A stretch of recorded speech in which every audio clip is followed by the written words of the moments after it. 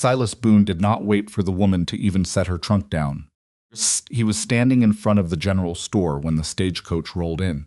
In the moment Rosemary Hale stepped onto the frozen ground of Harlan Creek, Montana, he looked her up and down the way a man looks at livestock he's already decided isn't worth buying.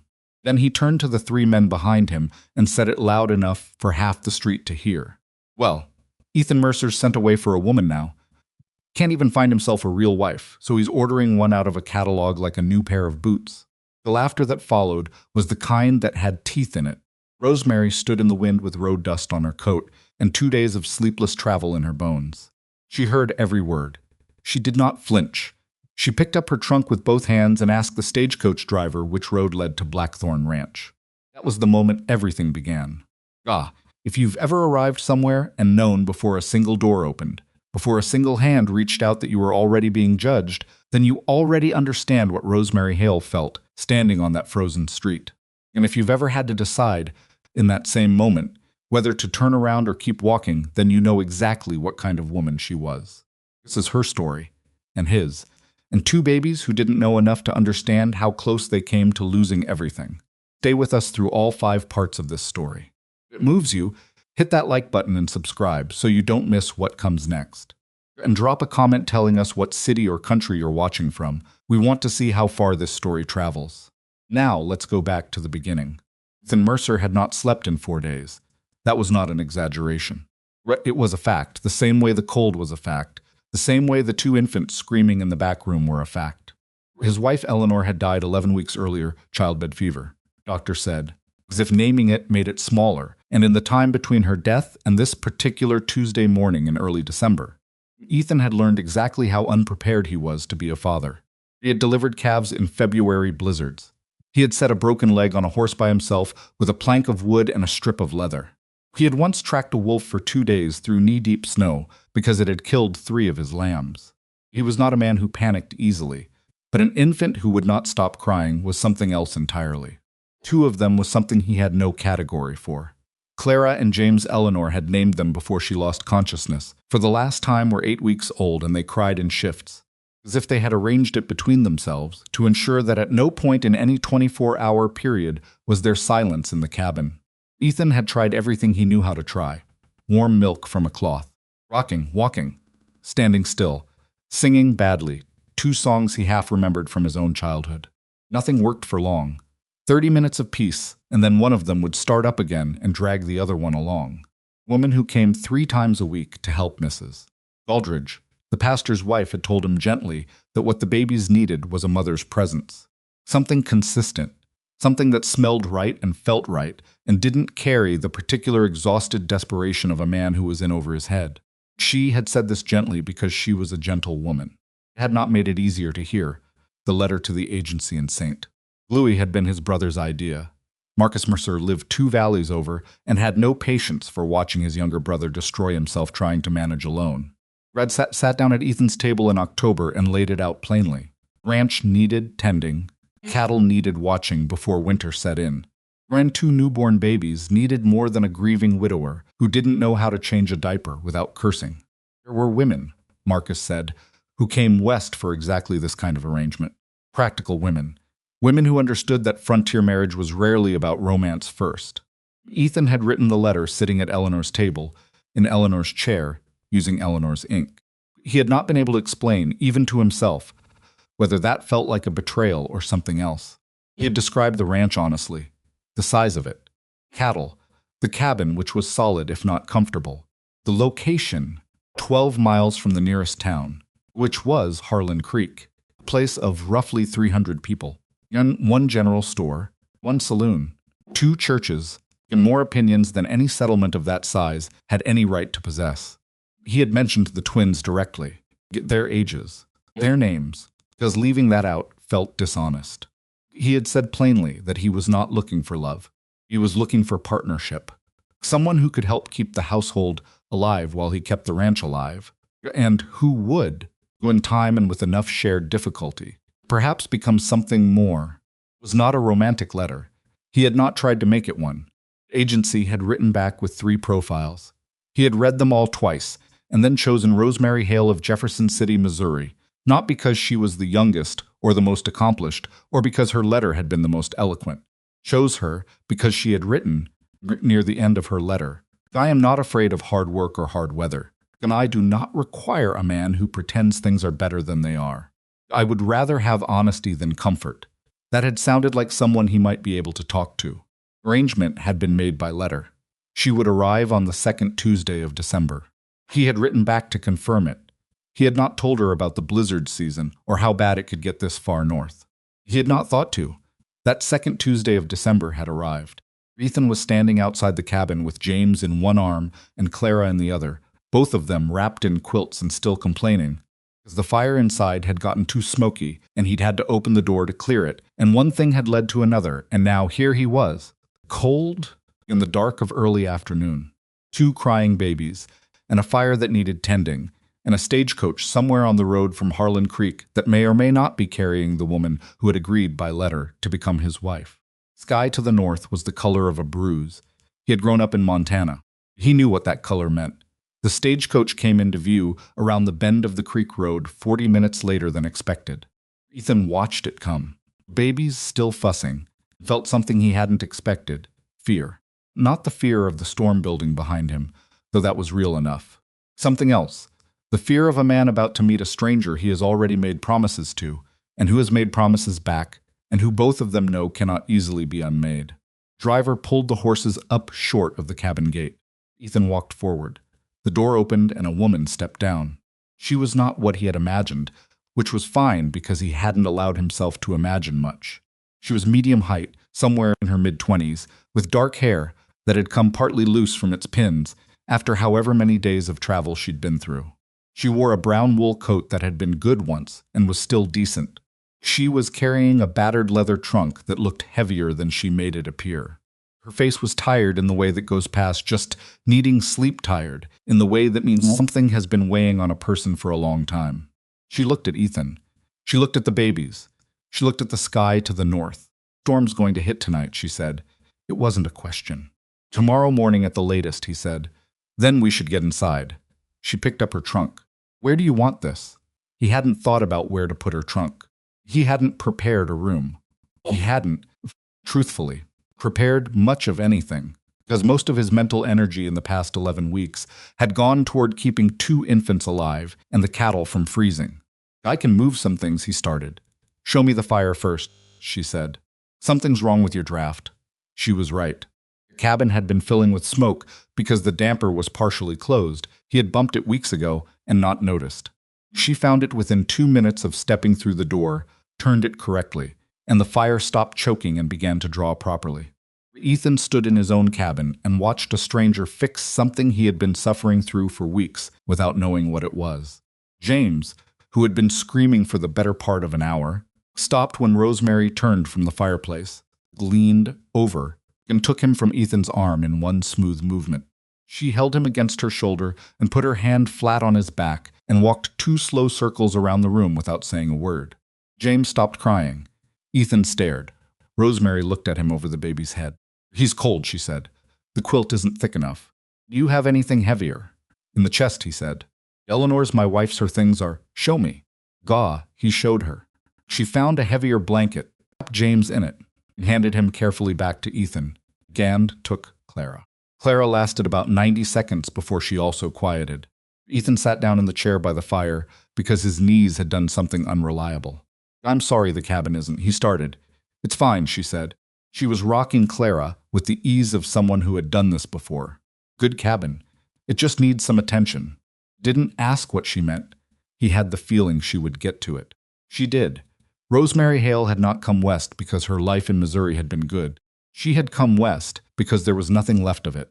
She had been married at 20 to a man named Thomas Hale, a carpenter who was kind and steady and who died of a lung illness 2 winters after their wedding, leaving her with a 16-month-old son named Daniel and a house she couldn't afford to heat through a Missouri January.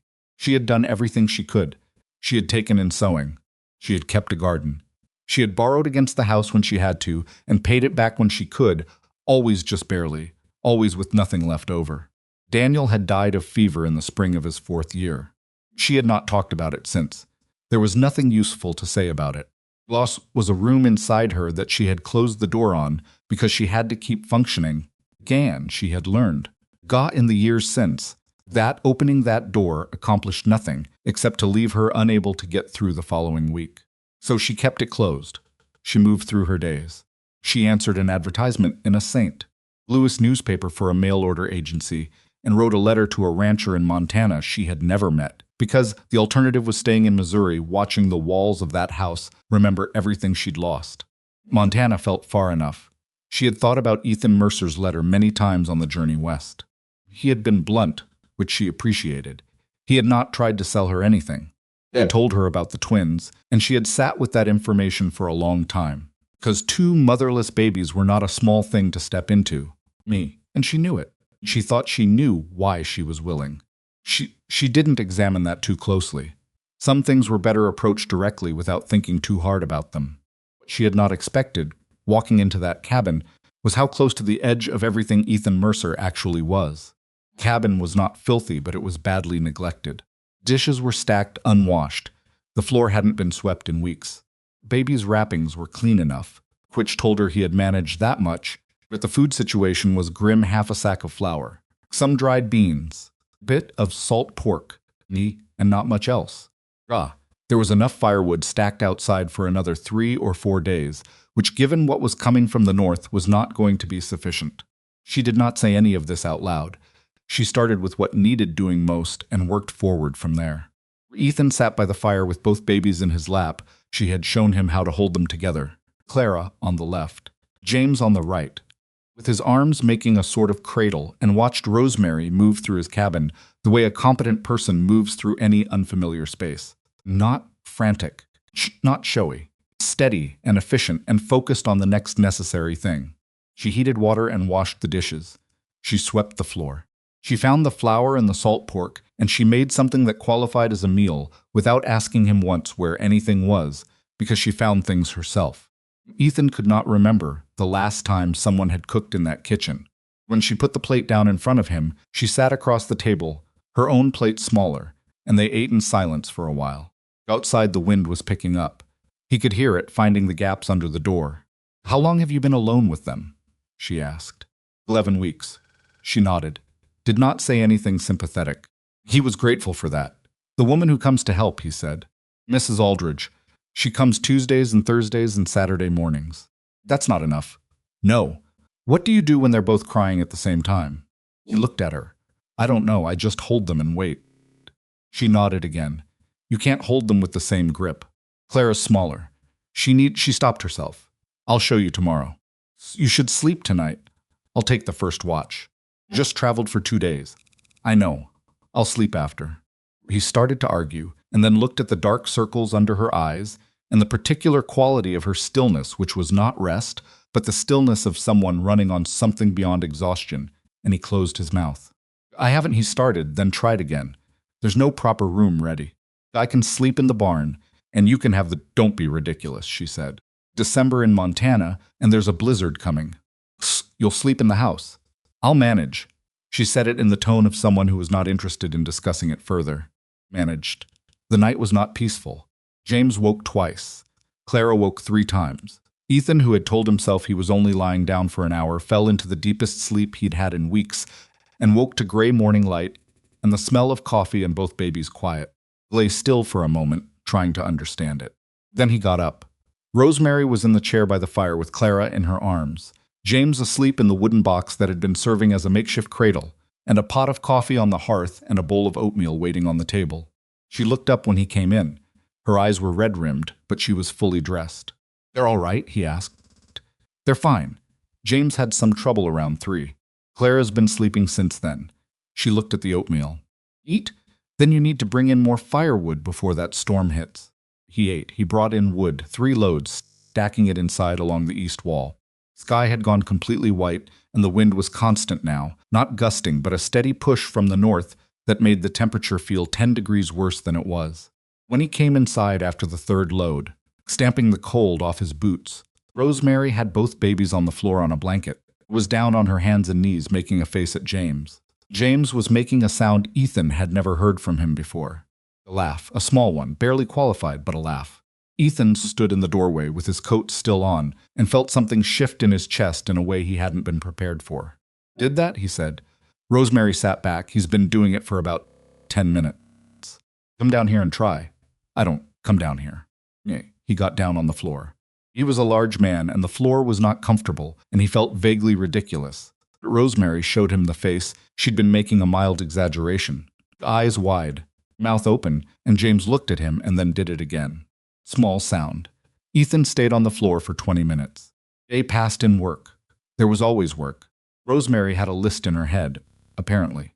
She moved through it with the quiet relentlessness of someone who has learned that the only way through an impossible amount of labor is to stop looking at the full size of it and just do the next thing. She found a problem with the cabin's interior. One of the window seals had failed, and cold air was seeping through in a way that would become dangerous overnight. She told Ethan. He had known about it and not gotten to it. Fixed it that afternoon with a strip of leather and some pine resin. She showed him where there was a second seal failing on the north-facing wall that he hadn't noticed. They worked alongside each other for most of the afternoon and spoke when there was something to say and didn't when there wasn't. And Ethan found, somewhat to his surprise, that this was comfortable. Or close enough to comfortable that the difference wasn't worth noting. In the late afternoon, with the storm now definitely arriving, he could feel it in the pressure change, in the particular way the animals in the barn were moving. Ethan brought up the question he had been carrying since she arrived. There's a justice of the peace in Harlan Creek, he said. They were in the kitchen, Clara on Rosemary's hip, Ethan cracking the last of the dried corn. Once the storm passes, if you're willing. I know, she said. I want to be straightforward with you. This isn't. I'm not asking you to pretend it's something it isn't. She looked at him with an expression that was patient, but not particularly gentle. I know that too. I read your letter. I just meant, Ethan. She said his name for the first time, and it landed oddly, not unpleasantly. I didn't come here expecting something from a novel. I came here because she moved her hand to indicate the cabin, the babies, the whole situation is a real life that needs real help. That's something I can give. That's enough to start with. He nodded. Is there anything else you want to tell me? She asked. Before the storm, he thought about it. Eleanor, my wife, she's buried on the East Hill.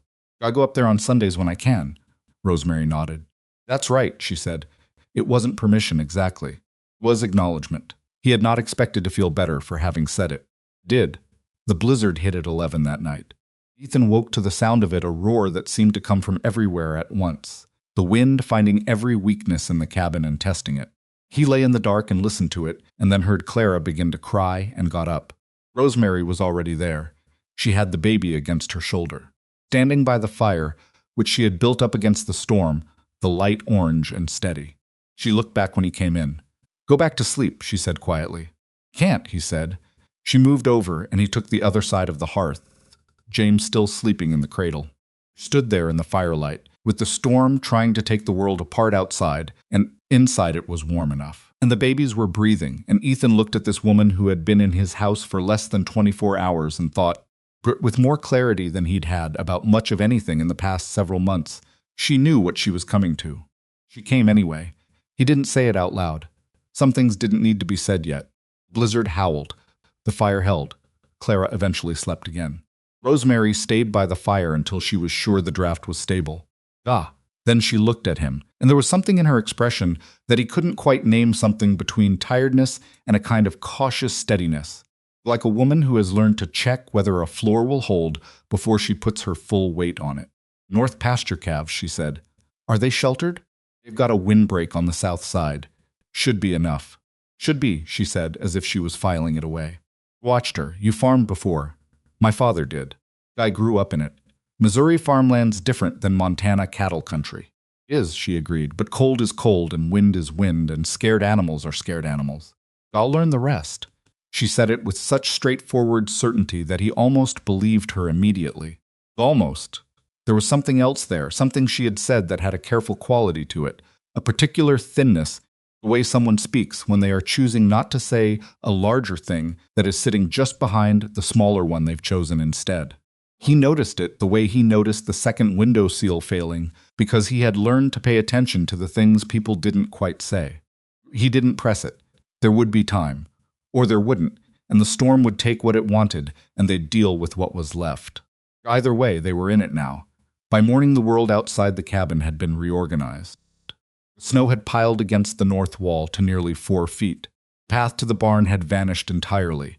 The creek road, the road Rosemary had traveled only yesterday, was invisible under an unbroken sheet of white. Ethan stood at the window for a long moment and calculated, the way a man calculates when losses are possible and the math matters. Cattle in the main pasture were sheltered. The barn animals would be cold but alive. North pasture calves. How many calves are in the north pasture? Rosemary asked from behind him. Turned. She was at the table with Clara, feeding her from a cloth soaked in warm milk. 7, he said. She nodded slowly. She looked out the window. He could see her doing the same calculation he'd just been doing. Tell me about the fence on the north side, she said. He told her. She listened without interrupting. Then she said, if the fence holds, they might be all right. It doesn't. I know, he said. You can't go out in this. I know, he said again. She looked at him the way she'd looked at the window seal, like she was measuring the gap between what was being said and what was actually true. Going to try to go out, she said. It was not a question. Not yet, he said honestly. Not while it's still like this. She held his gaze for a moment longer than was comfortable. Then she looked back at Clara. All right, she said. He had the feeling she wasn't finished with the subject. He was right. But that conversation belonged to what was coming next, and what was coming next was a storm that hadn't yet shown them everything it had. Outside, the wind found a new angle. The cabin groaned. Fire flattened briefly and then rose again. James, from his cradle, made a small sound that was almost a question. Rosemary reached over without looking and put her hand on his chest, and he was quiet. Ethan watched her hand there, sure and steady on his son's chest, and felt the weight of 11 weeks of impossible aloneness shift, just slightly, just enough to notice. Not gone, just different, changed by the simple fact of another person in the room who knew what she was doing and was not afraid. The storm had days left in it still. The north pasture calves were somewhere out there in the white. And the woman who had arrived with a battered trunk and road dust on her coat and no promises except honesty was already part of whatever came next, whether either of them had said so out loud or not. The storm broke on the third morning. Not gently. There was nothing gentle about the way a Montana blizzard ended. It didn't taper or soften or give you any warning that the worst was behind you. It simply stopped. The way a held breath finally releases. Suddenly, the world outside the cabin windows was white and still and brilliantly bright. But Ethan stood at the door for a long moment before he opened it. Behind him, Rosemary was at the table feeding the twins their morning meal, a thin porridge made from the last of the oats she'd rationed carefully across 3 days. She had gotten good at feeding them at the same time, one on each side, Clara on the left, because Clara had a habit of grabbing and needed her stronger hand. James ate more slowly but steadily, which Rosemary had decided meant he was going to be a thoughtful person, and which Ethan had said nothing about because he was still getting used to the idea of someone making predictions about his children's futures. North pasture, she said, without looking up from the babies. I know, he said. Take the rope from the barn peg. The long one. He already knew to take the rope. He had been ranging this land for 8 years. But he didn't say that, because she was not telling him something he didn't know so much as she was managing her own worry by saying the practical thing instead of the real thing, and he understood that about her already. 3 days in. Put on his coat and his heaviest boots and went out. The snow was up to his thighs in places and crusted over in others so that he broke through with every other step and wrenched his knee twice on the uneven ground. The path to the barn was gone. He made his own, pushing through it, and by the time he reached the barn door his face was numb, and the cold had worked its way under his collar in a way that was going to leave him uncomfortable for the rest of the day. Barn animals were alive. 2 of the older horses were unhappy about it and let him know. Checked the water, frozen, which he'd expected broke it. Forked hay. Checked the others, and stood in the barn doorway, looking north. North pasture was out there, somewhere under all that white. He found the rope on the peg where Rosemary had told him it would be, because she had apparently been in the barn at some point during the 3 days and cataloged it without mentioning it to him. Tied one end to the fence post nearest the barn, looped the coil over his shoulder, and started north. He found 4 of the 7 calves alive in the corner where the windbreak met the fence. They were half buried in snow and miserable but breathing. Round a fifth 20 yards further, lying down but conscious, which he got to its feet with some effort and no small amount of cursing. The sixth he found against the far fence, already dead, frozen sometime in the second night. The seventh he didn't find at all. He searched for 40 minutes, moving in careful arcs away from the rope, before he accepted that the seventh was gone under the snow somewhere, and there was no point in him freezing to death looking for a calf that was already past help. He came back to the cabin with 5 survivors and 2 losses, and the particular cold anger of a man who has done everything he could and still come up short. Rosemary was standing in the doorway when he crossed the yard. She had put both babies down. He could hear Clara making the noise that preceded crying, and she looked at his face and read the number before he said it. 5, he said. She nodded. Just that. I need to get them into the barn. 2 that were down are going to need watching. I'll manage the twins. Go, he went. Took most of the morning to get the surviving calves settled, watered, and fed. By the time Ethan came back inside, the cabin was warm, and both babies were in the cradle asleep, and Rosemary had made coffee and was sitting at the table with her hands around the cup doing nothing, which was the first time he had seen her do nothing since she arrived. Poured his own coffee and sat across from her. The fence held on 3 sides, he said. North corner gave way. That's where the 6th one died. 7th, he stopped. I'm sorry, she said. It's ranching. I know what it is. I'm still sorry. He drank the coffee. Stronger than he made it, which he was finding he preferred. Fence can be repaired, he said, moving on the way you move on when the loss is real, but the work waiting doesn't care about it. I need lumber, and I'll need to ride into Harlan Creek once the road clears. Rosemary looked up. Something shifted in her expression, slight but there. She had learned, 3 days in, to pay attention to those small shifts. Road'll take another day to settle, she said. At least. She looked at her coffee. Are there things you need from town? Besides lumber. Flour, salt. I'm low on lamp oil, he paused. We'd need to go to the justice of the peace. Word we had come out without him deciding to say it. Sat between them on the table.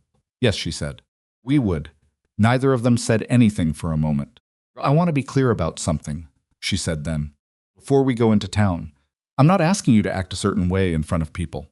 I understand what this arrangement is, and I'm not asking you to be someone you're not, he said. She met his eyes. Good, but I want you to know, he said. He picked his words carefully because he was not a careful man with words, and he felt the weight of needing to be one right now. That when we walk into that town, I'll treat you as my wife. Guy, not as someone I sent for, because you came here and you stayed through a blizzard and you kept those children alive, and that means something regardless of the piece of paper. Rosemary looked at him for a long moment, long enough that he wasn't sure he'd said it right. All right, she said finally. That was enough. Road to Harlan Creek cleared 2 days later, enough to travel if you had a solid horse and didn't mind slow going. Ethan hitched the wagon, left the babies with Mrs. Aldridge, who had waded through the drifts to check on them the morning after the storm and been visibly startled to find Rosemary there, and even more visibly startled by how functional the cabin had become, and drove them into town. It was not a comfortable ride. The road was rutted under the snow, and the wagon jolted, and the cold was the sharp, dry kind that got into your lungs. Rosemary sat beside him on the bench with her coat buttoned to the throat and said very little, which he was coming to understand was her way when she was preparing herself for something. He had told her about Silas Boone on the second day because he figured she ought to know what she was walking into. He had told her plainly Silas was a rancher from the South Valley, older, the kind of man who had been important enough for long enough that he'd lost the ability to distinguish between his opinion and the truth. He had never liked Ethan particularly, which was mutual, and he had a wife, Berta, who was a decent woman trapped in the unfortunate position of being married to someone who spoke before he thought. Rosemary had listened to this and said, I've met men like that. Will say something. He usually does, that kind. I just want you to know it doesn't reflect Ethan. She had looked at him with that patient, not quite gentle expression. I'm not fragile. Tell me about the lumber you need instead. Ma, he had told her about the lumber. But she hadn't been there the morning she arrived, when Silas had been standing in front of the general store, and she'd stepped off that stagecoach into his open contempt. She hadn't told Ethan that. She hadn't needed to. He'd heard about it from the stagecoach driver the following week. It sat with him in a way he hadn't expected it to, a low simmer, because what Silas had said was not just unkind. It was the kind of thing that followed a woman, that got repeated, shaped what people thought they were allowed to think about her. drove the wagon through Harlan Creek's main street with Rosemary beside him, and he felt the town notice. Harlan Creek was small enough that a new face was a significant event. A mail-order bride for Ethan Mercer, a man who had been visibly drowning since October, who showed up for supplies looking like he'd slept in a ditch, who had clearly been in desperate enough straits to send away to a saint. Louis agency for a wife was the kind of thing that would be discussed at every table in town for the next month. People looked. Some of them smiled and nodded. Genuinely, the way decent people do when they see something working out for someone who needed it. Others just looked, calculating, the way small towns calculate when they're deciding where to file a new person. Silas Boone was standing in front of the feed store. Ethan had intended to go to the lumberyard first. That was the practical order of things. But Silas was right there, in the open, and there were 3 other men with him. When the wagon rolled past, he turned and watched it with the particular expression of a man deciding whether to make a remark. He made the remark, "Mercer." He raised his hand in a greeting that wasn't one. "Storm treat you all right up at Blackthorn?" "Well enough," Ethan said. "Kept the horse walking." "Heard you had company," Silas said. He was talking to Ethan, but his eyes were on Rosemary. What do you call it?" "Your catalog wife." 3 men laughed. Not all of them looked comfortable doing it. Ethan stopped the wagon. He didn't decide to stop it. His hands just did it, the reins going tight, the horse pulling up. Rosemary said very quietly and very calmly beside him, "Keep driving." "In a minute," he said. Ethan. He had already climbed down from the wagon. He was not a man who looked for fights. He was also not a man who had ever found it easy to keep moving when something needed to be addressed.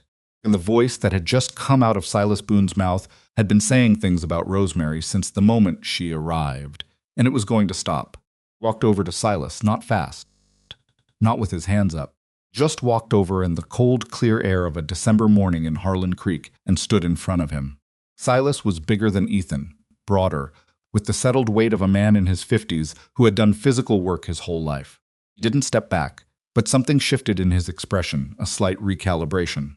"That woman," Ethan said, when he kept his voice level with some effort, "came to Blackthorn in a blizzard with 1 trunk and no complaints. Managed a household I couldn't manage alone. Kept my children alive through 3 days of the worst storm this county's seen since '82, and is about to become my wife. You want to call her a catalog wife again. You do it to my face and we'll see what comes of it." Silas said nothing. "She's under my protection," Ethan said. "I'm telling you now, so there's no misunderstanding later." He looked at the 3 men behind Silas. 2 of them were looking at the ground. Third, young, maybe 25, working one of the valley ranches, gave Ethan a small nod that was almost imperceptible. Ethan turned and walked back to the wagon. Rosemary was looking straight ahead when he climbed back up. Jaw was set. "I told you to keep driving," she said. "I know. That was going to cause talk whether you said something or not." "Yes." She was quiet for a moment. "Then you didn't have to do that." "I know that too." She looked at him then. He looked back. The horse shifted its weight, impatient. "Thank you," she said. It came out with a quality he hadn't heard from her before, something real getting through the practical surface of her, something she hadn't quite managed to edit out in time. He nodded once and started the horse moving again. They went to the lumber yard. They went to the general store. And then they went to the justice of the peace, a man named Howard Garrett, who had been officiating frontier marriages for 20 years and had stopped finding them remarkable. And they stood in his small, warm office and said the words and signed the paper, and that was that. Outside on the street afterward, in the cold, thin December sunlight, Rosemary straightened her coat and looked down the street toward the wagon. "Flour first," she said, "then lamp oil, then lumber," he said. "Right." They went and got the flour. Weeks that followed the storm were the kind of weeks that don't resolve into a clean story very easily, because they weren't a clean story. They were the irregular, accumulating business of 2 strangers learning to occupy the same space without collision, and some days it went better than others. Rosemary was not an easy person to know. She was efficient and capable, and she had a particular dry humor that surprised him regularly, a comment delivered. So flatly it took him a moment to realize she was being funny, and then he'd look at her and she'd already be looking somewhere else. When he wasn't sure if it was deliberate or just how her mind worked. She was good with the twins in a way that was not soft exactly, more like steady, and Clara and James had both attached to her with the total and unsophisticated devotion of infants for whom warmth and competence are indistinguishable from love. But there were things she didn't talk about. He had cataloged them without meaning to, because he paid attention to what she moved around. She didn't talk about Missouri beyond the bare facts. She didn't talk about what had brought her to the agency. She had a ring she wore on her right hand, a plain band, not the one he'd given her. She sometimes held her right hand in her left in quiet moments in a way that seemed habitual and unconscious. Didn't ask. He had his own things he didn't talk about. Eleanor. The first months of the twins' lives that were so mixed with grief, he couldn't always separate one from the other. Way he sometimes went to the barn at odd hours. Not because the animals needed anything, but because he needed to be somewhere with nothing expected of him. They built a kind of courtesy around each other's silences, which was its own sort of intimacy, though neither of them would have used that word for it yet. What they had was practical. It was functional. It was in its odd and unremarkable way beginning to be something. January arrived and announced itself with another cold snap that didn't reach blizzard levels, but kept everything frozen and difficult for 2 weeks. Ethan repaired the north fence during the one decent stretch in the middle of the month. 3 days of hard work in tolerable cold. Rosemary brought lunch out to him on the second day, because she had decided that a man working alone in that temperature needed a warm meal at midday, and waiting until evening was impractical. She handed him the tin plate and stood looking at the fence line he'd been rebuilding. "Got the post angle wrong on that third one," she said. Looked at the post. Then he looked at her. "My father put in 6 miles of fence line in Cole County," she said without particular defensiveness. "I'm just saying." He checked the post. She was right. The angle was off by enough that it would be a problem in spring when the ground shifted. He reset the post. She watched him do it without saying anything further, which he appreciated. Then she said, "Clara pulled herself upright this morning." Stopped what he was doing. "On the edge of the cradle," Rosemary said. "Got thee." She grabbed the side and pulled herself up and stood there for about 4 seconds, looking very pleased with herself, and then sat down hard. "I thought you'd want to know." He had missed it. He had been out here resetting fence posts, and his daughter had stood up for the first time, and he had missed it. Feeling on his face must have been clear, because Rosemary said, "She'll do it again. Probably 100 more times before she really gets it." "See, I know," he said. I know," she said. "Gah." She took the empty tin plate when he was done and walked back to the cabin, and he watched her go and thought about how strange it was that a woman he had known for 6 weeks could already read the shape of what he hadn't finished saying. Town adjusted to Rosemary the way small towns adjust to things they've already decided about slowly, unevenly, with pockets of resistance that outlasted any reasonable cause. Mrs. Garrett, Justice's wife, was the first to come calling, which in Harlan Creek meant that her opinion was known, and it was favorable, and people would take that into account. She stayed an hour and drank coffee and talked to Rosemary about the winter and the road conditions and the price of flour, which had gone up, and left with a pleasantness that was genuine enough. Women of the 2 churches were more complicated. Some of them were kind. Some of them were watchful in the way of people deciding whether to be kind. One of them a woman named Agnes Purcell, whose husband owned the saloon, and who had therefore developed strong opinions about respectability, came out a comment at the general store about mail-order arrangements being convenient for men who wanted a housekeeper with legal standing, and this was repeated back to Rosemary within a week. Rosemary received this information, looked at the woman who told her, Guy, and said, "That's not an original criticism. She'll need a new one eventually." The woman who told her laughed despite herself. Rosemary did not do, and this was the thing that Ethan watched with something between respect and concern, was try to make people like her. She was not warm in the performing way of someone working to earn acceptance. She was what she was. Competent, dry, honest, occasionally funny, occasionally blunt in ways that took people off guard. She helped when help was needed, and didn't push herself forward when it wasn't. Gradually, without effort, she began to become someone that people in Harlan Creek thought of as simply there. Part of the landscape. The exception was Silas Boone. He had not said anything further to Ethan after the confrontation in the street, but he had a wife and a network of acquaintances and opinions that moved through them like water through clay, slow but persistent. Things said, Rosemary had come west because she had no options. She had trapped a grieving man in a vulnerable moment. Arrangement was unseemly. The children deserved better. Ethan heard them. Some reached Rosemary. She didn't talk about the ones that reached her, which he knew meant they landed, because she was a person and words landed on people whether they wanted them to or not. One evening in late January, he came in from the barn to find her standing at the window with her back to the room and James on her hip looking out at the dark yard. She didn't turn when he came in. "You hear something?" he asked. "No," she said, "just looking." He hung up his coat, washed his hands. Clara was asleep in the cradle. James was making the small, concentrated noise that meant he was hungry, and Rosemary began doing what needed doing. Ethan stood at the counter and said, "Not exactly to her, I ran into Pete Aldrich at the fence line today. Said, Silas has been telling people that the arrangement between us." "I know what he's been saying," she said. "It's not." "I know it's not." She still hadn't looked at him. "I'm not going to fall apart over Silas Boone's opinion of me. I've had worse said by people who knew me better." Something in that last part that came out sharper than she'd intended. She felt it, too, because she stopped and shifted James on her hip, and her shoulders dropped slightly.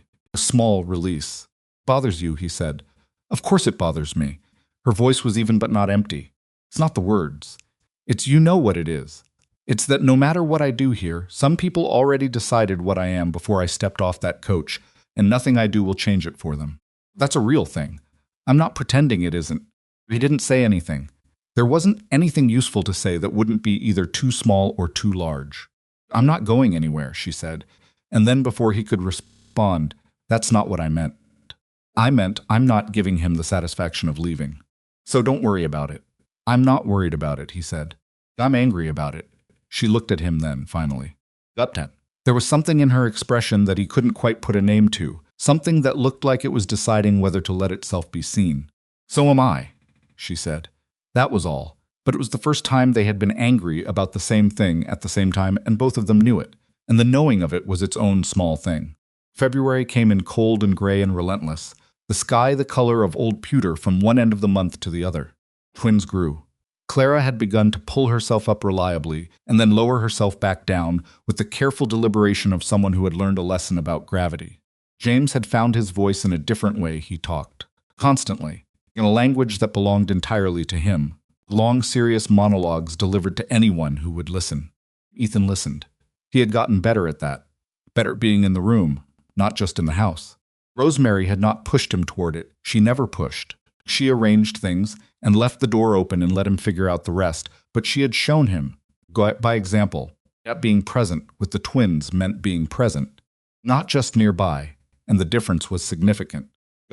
He started eating breakfast before going out in the mornings, which he hadn't done since before Eleanor died. He started coming in at midday when the work allowed it.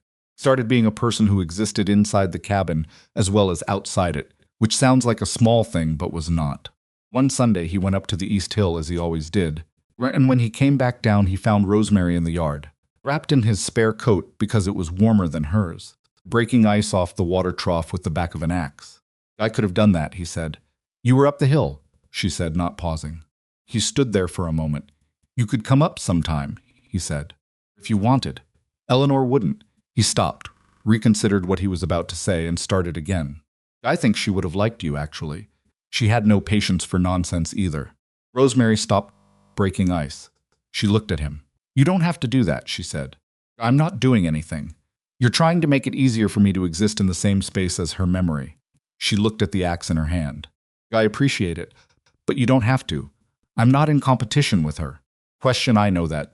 To you, the question was not unkind. It was just precise, in the way she was precise, and it landed precisely where she'd aimed it. "Thought about it, honestly. I'm still figuring that out," he said. She nodded. "That's an honest answer." "I try." Something shifted at the corner of her mouth. Not quite a smile. "You do," she said, and she went back to the ice.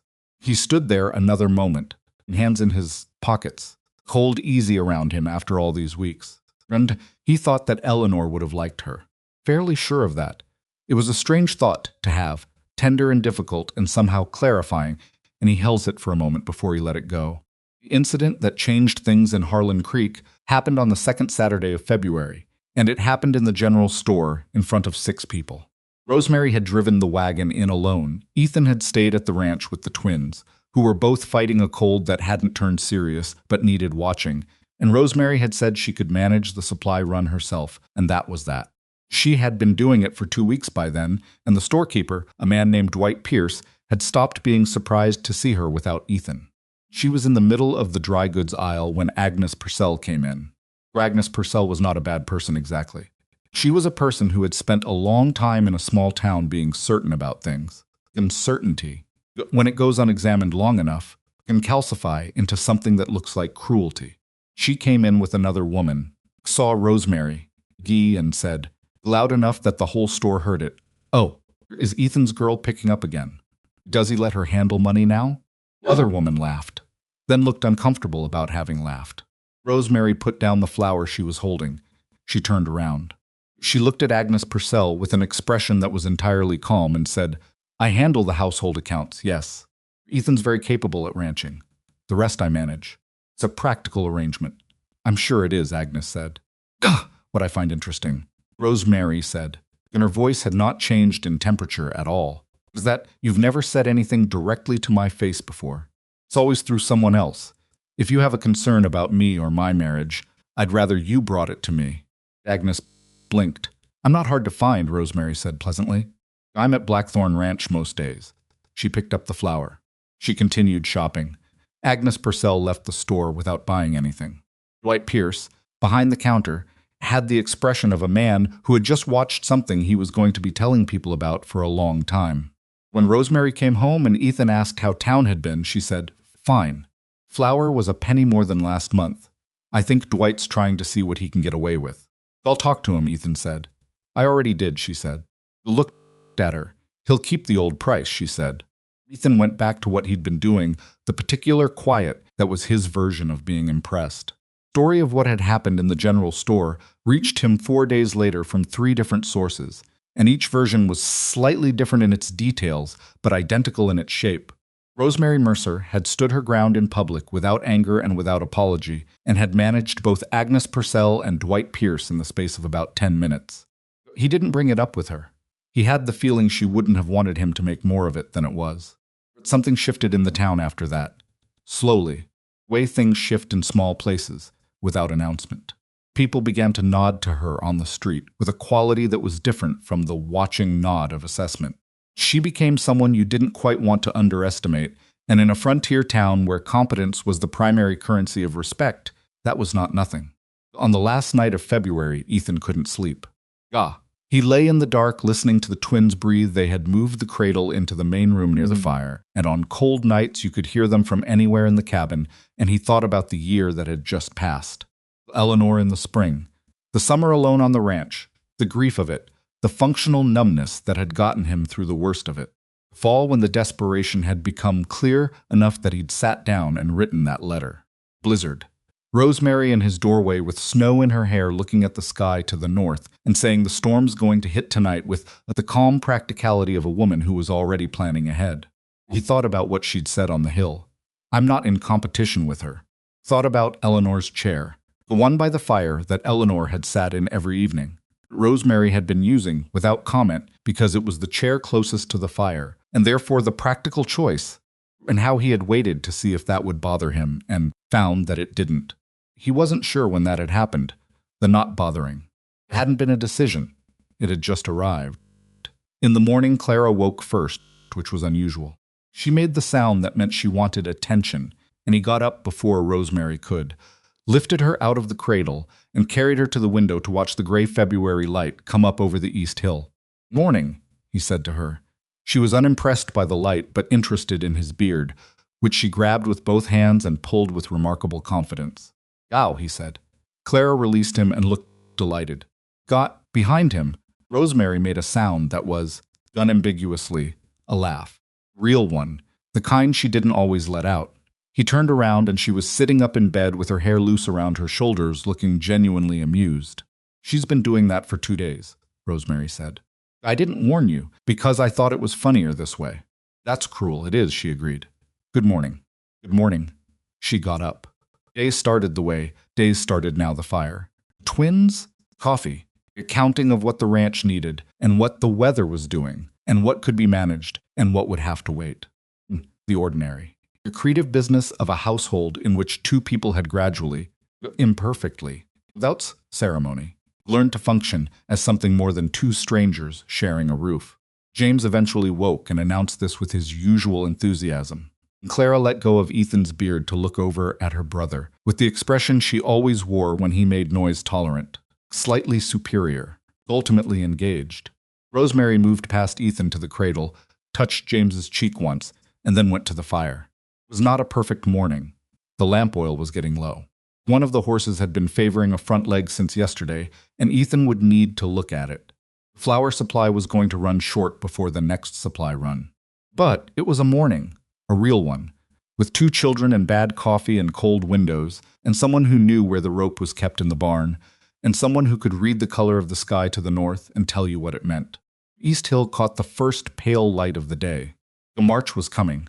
The worst of the winter was behind them, though neither of them said so out loud, because they were both too experienced at surviving things to tempt whatever came next by announcing that the hard part was over. March came in soft, and then turned mean by the second week, which anyone who had lived in Montana long enough could have predicted, and most of them had. A thaw that started on the 4th day of the month, just enough warmth to make you believe it was real, just enough to soften the creek ice and coax a few early buds on the cottonwoods along the south fence, reversed overnight into a cold snap that killed every one of those buds and left the creek worse than before. Because now there was a skin of new ice over running water, and the cattle didn't know the difference until one of the younger steers broke through up to his chest near the north bend, and Ethan spent 2 hours in freezing water and a rope trying to get him out. He got the steer out. He came home soaked to the thigh, and in a temper that was mostly fear that had curdled, because a man in that much cold water in March in Montana can go wrong fast, and he knew it, and the knowing of it made him angry in the way that close calls make people angry once the immediate danger is past. Rosemary heard the cabin door and looked up from the twins' midday feeding and took one look at him and said nothing at all, which was the right instinct. She put James down.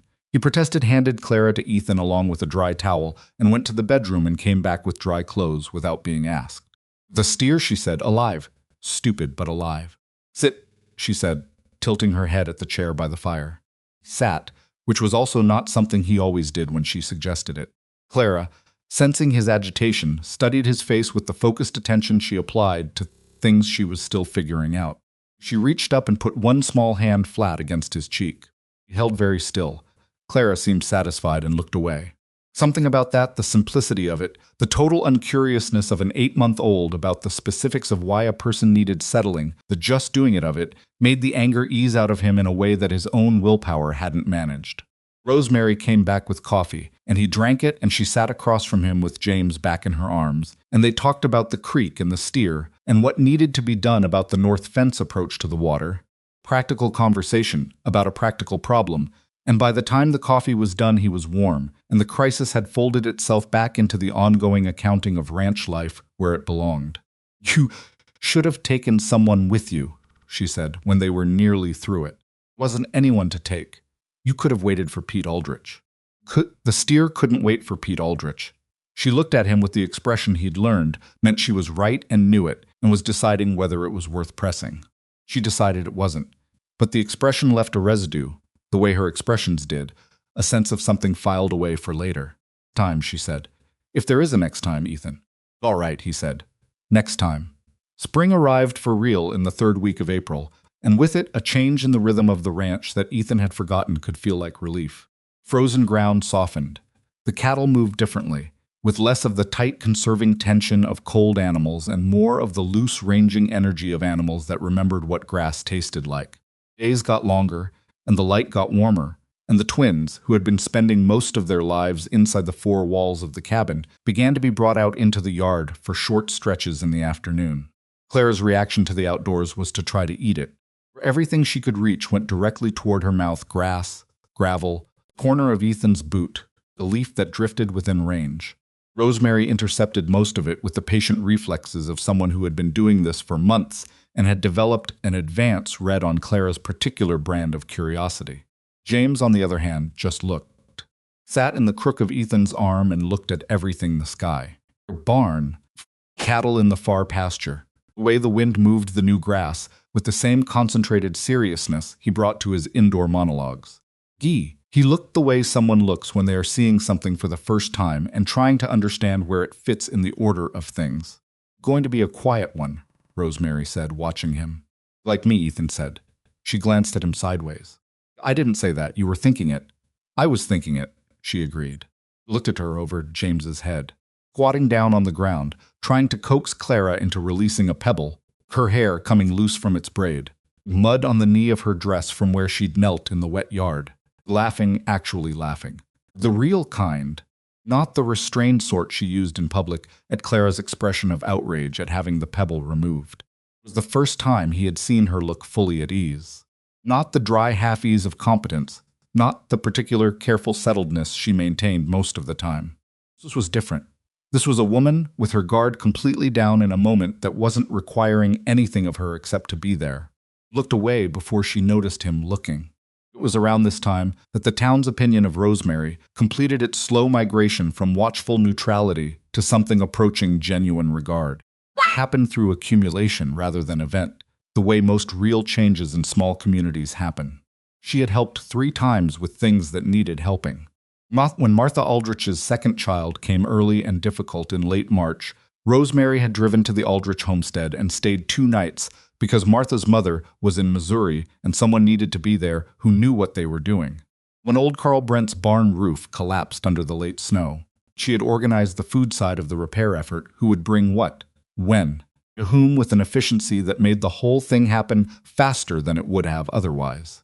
When the Purcell boy, Agnes's 12-year-old, broke his arm falling from a fence post, it was Rosemary who said it while they waited for the doctor, because the doctor was 12 miles away, and the bone needed to be straight before it decided to stay crooked. Agnes Purcell, who had made the comment about housekeepers with legal standing, came to the ranch 2 days after that and stayed for an hour. Ethan was out when she came. He heard about it from Rosemary that evening in the brief way Rosemary reported things. Agnes Purcell came by, she said. I heard her wagon. She thanked me for the boy's arm. That all? Rosemary was quiet for a moment. She said she'd been unkind. In the store earlier in the winter. She said she shouldn't have said what she said. Ethan waited. I told her I appreciated her coming, Rosemary said. I told her the boy's arm set cleanly and he'd have full use of it. And she cried a little and I gave her coffee and she left. He looked at her. That's all you're going to say about it. That's all there is to say. She was folding laundry, Clara on her hip, her movements even and unhurried. She was unkind, and then she came and said so. That's how it should work. Most people don't do that. No, she said, they don't. There was something in her tone that was not quite sad and not quite hard, something in between. The tone of a woman who has a long accounting of people not doing the thing they should and has made her peace with it without pretending it doesn't exist. Good weather held into May, and then into June, and the ranch began to look like what it was supposed to look like when everything was working. Paired north fence held. The surviving calves had grown. Cattle were in good weight. The garden Rosemary had put in on the south side of the cabin, she had started it from saved seed in early April, mapping the rows in the partially thawed ground with a precision that had made Ethan pause and look, and then go get the good shovel, without being asked, was coming up thick and orderly. Beans and squash and 3 rows of carrots and a patch of something she'd described as a Missouri variety of winter kale that would produce until October if they were lucky. Ethan had not had a kitchen garden since Eleanor died. Before Eleanor, he hadn't had one at all. He started coming out in the evenings to water it, which Rosemary noticed and said nothing about, but which he caught her watching sometimes from the kitchen window, her expression unreadable. One evening in June, she came out and sat on the fence rail near the garden while he was working at the far end of the beans. She was quiet for a long time, just sitting, worked and waited. I need to tell you something, she said. He straightened up. Her voice had a quality he hadn't heard before, not distress, not quite, but the tone of something that has been carried a long time and has finally reached the point of needing to be set down. All right, he said. She was looking at the garden, not at him. I was married before. I know, he said, Thomas. You mentioned it once. I had a son, she said. He went still. Daniel. She said the name the way you say a name that you keep in a particular place inside yourself, carefully, like something that might break if handled wrong. He was 4 years old. She didn't say the rest, and she didn't need to, because the past tense said it. Ethan set down the watering can. I'm sorry, he said. He meant it in the particular way that means I understand this is a loss I cannot reach, and I will not pretend otherwise. She nodded. She was very still on the fence rail. I don't talk about it. Usually. It's not it doesn't help. Talking about it. But I've been thinking that you should know. Because of the twins." She paused. "Because of why I'm good with them the way I am." He had wondered. He had not asked. He understood now why. "It doesn't go away," she said. "I want you to know that, whatever people say about grief fading, changes shape. It gets manageable, but it doesn't go away." "No," he said. He knew something about that. She looked at him then, finally. "Gimp, you have 2 children who are going to grow up and need things I can give them.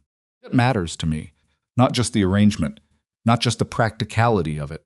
I want you to know that." He held her gaze. Evening light was falling golden across the garden and the fence and her face, and he was aware of the weight of what she had just handed him, the specific gravity of a person's real truth, and he held it carefully. "I know," he said. "I've known it for a while." She looked away first. Looked at the garden. "The carrots need thinning," she said. "I see that. You can do it tomorrow." "All right." She got down from the fence and went inside. And he stood there in the evening light and breathed, and the garden smelled of wet earth and growing things. Somewhere in the barn, one of the horses shifted in its stall, and the world was ordinary and real and continuing, the way it did regardless of what people were carrying through it. July brought heat and longer days, and the particular busy relentlessness of a ranch in full summer operation. Twins were nearly a year old and had become mobile in ways that required constant accounting for. Clara walked lurched, really, with magnificent confidence and frequent contact with the floor and James, who had watched her do it for 3 weeks with his characteristic deliberation, stood up one afternoon and walked 14 steps in a straight line without holding on to anything, then sat down and looked at Rosemary, as if checking whether that was the correct number. "More," she told him. He considered this information and got back up. Summer also brought Ethan's brother Marcus, who arrived for 3 days in July, and sat at the table the first evening doing the thing Marcus always did, which was making assessments of everyone in the room and trying to be subtle about it, which he was not. Marcus was 4 years older than Ethan, broader, with their father's jaw and their mother's way of watching people. He was a good man with a tendency to say what he thought that Ethan had spent their whole lives being simultaneously grateful for and exasperated by. He had been the one to suggest the agency. He had also. Ethan knew, carried some guilt about that, because suggesting that your grieving brother send away for a wife from a catalog was the kind of advice that could go a number of different ways. He watched Rosemary through dinner with the expression of someone revising a set of expectations he'd been prepared to defend. After the twins were in bed and Rosemary had excused herself to do something in the garden, she tended to give Ethan space with his brother, which he appreciated and had never had to ask for. Marcus leaned back in his chair and looked at Ethan. "Seem better," he said. "I am," Ethan said. "She's not what I expected." "What did you expect?" Marcus thought about this honestly, which was his habit. Someone quieter. Someone more I don't know. More willing to be grateful for the arrangement. Ethan looked at him. "She doesn't need to be grateful. She's pulling the same weight I am." Marcus nodded slowly. "I can see that." He was quiet for a moment. "Is it good? Between you two?" "Or not, it's not." Ethan started, then stopped. "Tried again." "It's real," he said finally. "Whatever it is." "It's real." Marcus studied his brother's face for a long moment, and then nodded once. Satisfied, changed the subject to cattle prices, which was his way of saying the important part had been said, and the rest was details. Summer passed the way good summers do, too fast, and full enough that you only recognize how full it was when it's over. By August, the garden was producing more than they could eat fresh, and Rosemary had started putting things up beans in the root cellar, squash cured for storage, the kale dried and crumbled into a container she kept on the kitchen shelf. She worked with the focused satisfaction of someone building something that will matter in February, which it would. It was the last week of August when Ethan first noticed the clouds to the north building in a way that made the back of his neck tighten. He had spent enough winters in Montana to have something like a sixth sense for the sky. It was not mystical. It was pattern recognition accumulated over years of living in a place that would kill you if you got it wrong. Cloud formation that was building on the northern horizon had a specific character, not the ordinary gray of coming rain. Not the purple gray of the summer storms that came through fast and violent and were gone in an hour, but something denser, lower, and moving with a particular deliberate slowness that was its own kind of alarm. It was at the north fence when he saw it. He stood and looked at it for a long minute. Then he looked at the thermometer on the fence post, which was already dropping. gone at the way the cattle in the far pasture were moving, which was away from the north, steadily, without being driven. Way animals move when something in the air has told them to. He went inside. Rosemary was at the table going over what they had in storage. She did this periodically, a quiet accounting of where they stood. She looked up when he came in. She read his face. "How long?" she said. "I don't know. The formation's slow. Could be a day.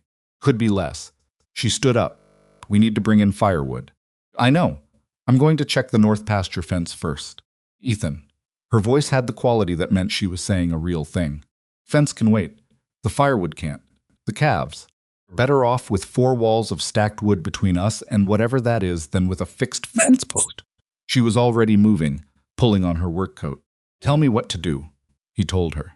They worked through the rest of the afternoon and into the early evening. He brought in load after load of wood from the stack along the east side of the barn, filling the area along the cabin's interior wall until there was no more room, and then continuing into the covered section of the porch. Alongside him for the first 2 hours until the twins needed feeding, and then she managed the children and the cooking and the cabin preparation while he kept going. By dark, they had enough wood for a week, maybe a week and a half if they were careful. Temperature dropped 8 degrees between sundown and 9 o'clock. Ethan stood on the porch and looked north. The sky had gone utterly black in a way that had nothing to do with night, a thick, absolute darkness that swallowed the stars at the horizon and was eating upward. He had seen storms in his life. He had been through the blizzard in December with Rosemary, which had been serious enough. What was building in the north had a different quality, a weight to it that settled in the chest and didn't move. He went inside.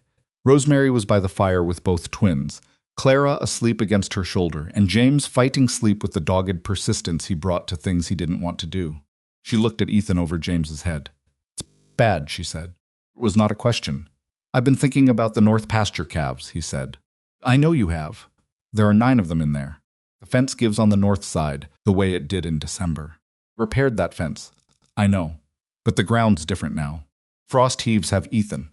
She was quiet for a moment, the fire making small sounds behind her. "What are you telling me?" "I'm telling you I need to go out there and check the fence before it hits. Or I can reinforce the north corner post. The calves have a chance. If you can't, you come back," she said. Her voice was level. "You don't try to do more than the rope allows." He had already been thinking about the rope. The long one, the one she had told him about in December, the one he'd used in the storm to reach the north pasture. He could tie it to the fence post nearest the barn and work his way out. As long as the rope held and the visibility stayed above 0, he could do it. "I'll take the rope," he said. She looked at him for a long moment. Clara shifted in her sleep. James finally gave up the fight and went slack against Rosemary's free arm. "How long?" she said. "An hour, less if the posts sound." "If you're not back in an hour, I'm coming out." "You're not." "I'm not negotiating this." Her voice was quiet and even and entirely serious. "Guh, you go out there. You take the rope. You do what you can, and you come back in an hour. You don't come back, I come out. That's the arrangement." Looked at her, really looked. The way you look at someone when you are trying to find the place to push back and keep finding no purchase. And he understood that she was not speaking from fear, but from the same practical accounting she applied to everything. She had done the math, and the math said 1 hour was enough, and also said she would come after him if the hour ran out. "All right," he said. "Take your heavy coat, the one with the extra lining." "I know which coat." He took it. Cold outside was the shocking kind, the kind that hits you in the first step through the door, like a wall you walked into in the dark. Wind had picked up in the time since he'd last been out, and it was coming from the north now, direct and purposeful, carrying the smell that serious winter always carried, a clean, mineral cold that meant ice was coming. Real ice. Not just frozen ground, but ice in the air itself. He found the rope in the barn, tied one end to the post he'd been using since December, coiled the rest over his shoulder, gone, and started north. Barn animals were unhappy. He could hear it before he opened the door, and it intensified when he did the horses moving in their stalls, the sounds they made when they were reading the same message in the air that he was reading. Spoke to them briefly, the automatic reassurance of a man who has spent years around animals and knows it doesn't much help but does no harm. Then he went out into the dark. The walk to the north pasture was familiar enough that he could have done it in total darkness, and by the time he was 50 yards from the barn, the darkness was close enough to total to matter. Rope paid out behind him, and he counted his steps the way he always did in low visibility, keeping the number in his head against the return trip. He found the fence. The north corner post, the one that had given in December, the one he'd reset and reinforced in the March repair, was still upright, which was the first relief. He put his hands on it and tested it, feeling for the wobble that would tell him the frost heave had gotten under it since summer. Moved. Not much, but it moved. He worked by feel in the dark and the wind, the rope anchored at his belt so his hands were free. He had brought wire and a pair of pliers and a length of cut timber he'd dragged out from the barn, and he set the timber against the post and wired it as tight as he could manage with fingers that were losing feeling in the tips. Wind increased while he worked. He did not let himself think about the wind too much, because thinking about it used attention he needed for the work in front of him. Worked. He wired. He tested. He moved along the fence line to the next weak point. There was always a next one. There was always more work than there was time. And while he was working on the second post, he heard the sound that meant the storm had arrived in earnest. The wind. The wind had been there. This was something underneath the wind. A pressure change. Density in the air. Kind of total commitment from the sky above him that had communicated itself to his body before his mind had finished processing it. Looked up and saw nothing. That was the information. He needed to turn around. He started back along the rope. The first 50 yards were manageable. Cold, the wind cutting straight through the heavy coat, visibility near zero, but manageable. Kept the rope in his left hand and moved, counting backward from wherever he'd lost count on the way out, estimating the distance. Somewhere around what he thought was 80 yards from the barn, the rope went tight. He stopped, felt along it. The rope had snagged on something, the new fence section he'd put in at the northeast corner in March, which sat at a slight angle to the original line, and which he'd known was a potential problem in exactly this scenario, and had told himself he would fix and had not gotten to. He worked the rope free. It took 3 minutes, which was long enough for the cold to find new places to be, long enough for the wind to shift and take the direction he'd been orienting by and replace it with nothing reliable. Got the rope free, and kept moving. What happened next was not dramatic in the way that dramatic things usually announce themselves. He simply stepped into a drift that the wind had built across the path in the time since he'd come out, a drift that went up to his thigh and then deeper as he tried to pull himself through it, and his knee went the same knee he'd wrenched in December, not fully repaired, and he went down. Got up. He went down again. He lay in the snow for a moment that he knew was not a moment he could afford, and tried to locate his body in space. He had the rope. The rope would take him back. His leg was protesting but functional. He was cold in the specific way that meant he needed to move, not the catastrophic cold of a man already too far gone, but the urgent cold of a man who had a limited amount of time before the situation became irreversible. He got up a second time and kept going. The barn materialized out of the white like something he'd imagined into existence, the dark shape of it barely distinguishable from the storm, and then suddenly real and solid. Randy hit the barn wall with his shoulder and stayed there for a moment with his cheek against the wood. He was 40 yards from the cabin. 40 yards in this was not nothing. He made it 30 yards, and then his knee gave completely. Not a protest this time, but an outright refusal. And he went down in the snow and stayed down, because getting up a third time was going to take a moment he needed to find somewhere. He was looking for the moment when the cabin door opened. Saw the light first, a narrow band of it across the snow, there and then narrowed as someone came out and pulled the door mostly closed behind them. Then a shape in the white, moving fast, too fast for the conditions, coming directly toward him with no particular caution about the drifts. Rosemary. She was wearing his spare coat, the big one he kept on the second barn peg, and she had the end of a second rope, a shorter one he'd forgotten about entirely, tied around her waist, and the other end was at the cabin door. She covered the 30 yards between the door and where he was in the time it took him to process what he was seeing. She went down on one knee in the snow beside him, got her arm under his, and said without preamble, "Dee, can you walk?" "My knee. Can you walk?" she said again. That was the only question with a useful answer. "Yes," he said. It was close enough to the truth to work with. She got him up. She was not small, and she was stronger than she looked, and she had moved through this snow already once to get to him, which told him she had come out before the hour was up, and he opened his mouth to say something about that. "Don't," she said. He didn't. They went back together, her arm across his back and his across her shoulders, moving in the direction the rope said was home. Wind tried to take them sideways twice, and they held. Drift that had taken him down on the way back was worse now, and they went through it slowly. Her pace measured and deliberate, not panicking, not rushing, just moving. Cabin door was there. She got him through it. Sat down on the bench, just inside, because standing was not something his knee was interested in anymore, and she pushed the door shut against the wind and leaned her back against it and stood there breathing. The fire was built up. Twins were in the cradle, both asleep, which meant she had put them down before she came out for him, had planned it, gotten them settled, and then come, which meant she had watched the window and known before the hour ran out that she was going to need to go. Gaw, he looked at her. Her face was red from the cold. Her hair had come loose and was wet against her cheeks. She was looking at him with an expression he had not seen on her before, not fear. Past fear now, but the residue of it, a particular quality of someone who has just done the difficult thing and is now on the other side of it processing what it cost. Came out early, he said. The wind shifted, she said. Tell Rosemary, you would have made it back, she said. Then quieter, but you were down. I could see you in the lamplight from the window. You were down in the snow and not getting up. He had nothing to say to that. Calves, he said instead, are in the pasture, she said. We did what we could. The fence is as strong as it's going to be. Corner post is better than it was. She pushed off from the door and came to look at his knee, crouching down the way she crouched when she was assessing something that needed assessing. The same one? Yes. You need to wrap it.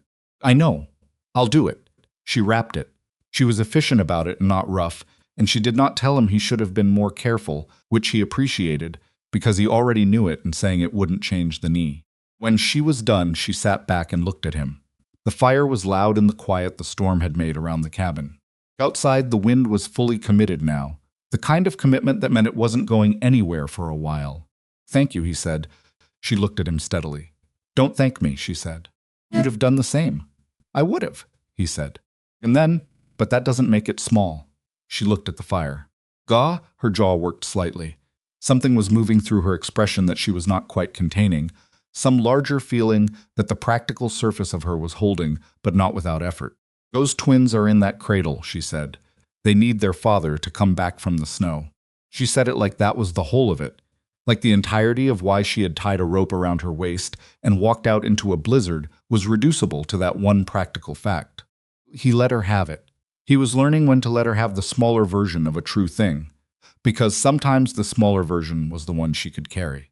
But he looked at her in the firelight, this woman with the wet hair and the red cheeks and the rope still at her waist because she hadn't untied it yet.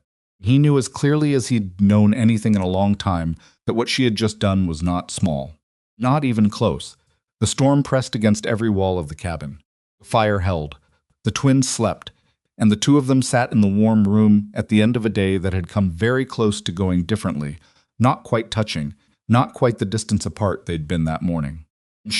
Something had shifted in the hours since he'd walked out with the rope over his shoulder, and they both knew it, and neither of them said so because there were no words for it yet that were accurate enough to be worth saying. Outside, the blizzard reached the full height of what it had been building toward all day, and Blackthorn Ranch disappeared into the white. The storm did not let up until the third day. Not the wind eased on the second afternoon, dropped to something that was merely persistent rather than punishing. Ethan stood at the window and watched the snow it had redistributed across the yard and did the math on firewood and food and came up with numbers that were uncomfortable but not impossible. Snow itself kept coming. Not the blizzard intensity of the first night, when the whole world outside the cabin walls had ceased to exist, but steady, purposeful, kind of snowfall that accumulates without drama and is worse for it because you stop watching it the way you watch dramatic things. His knee had swollen overnight to a size that made his boot difficult to get on and walking a negotiation.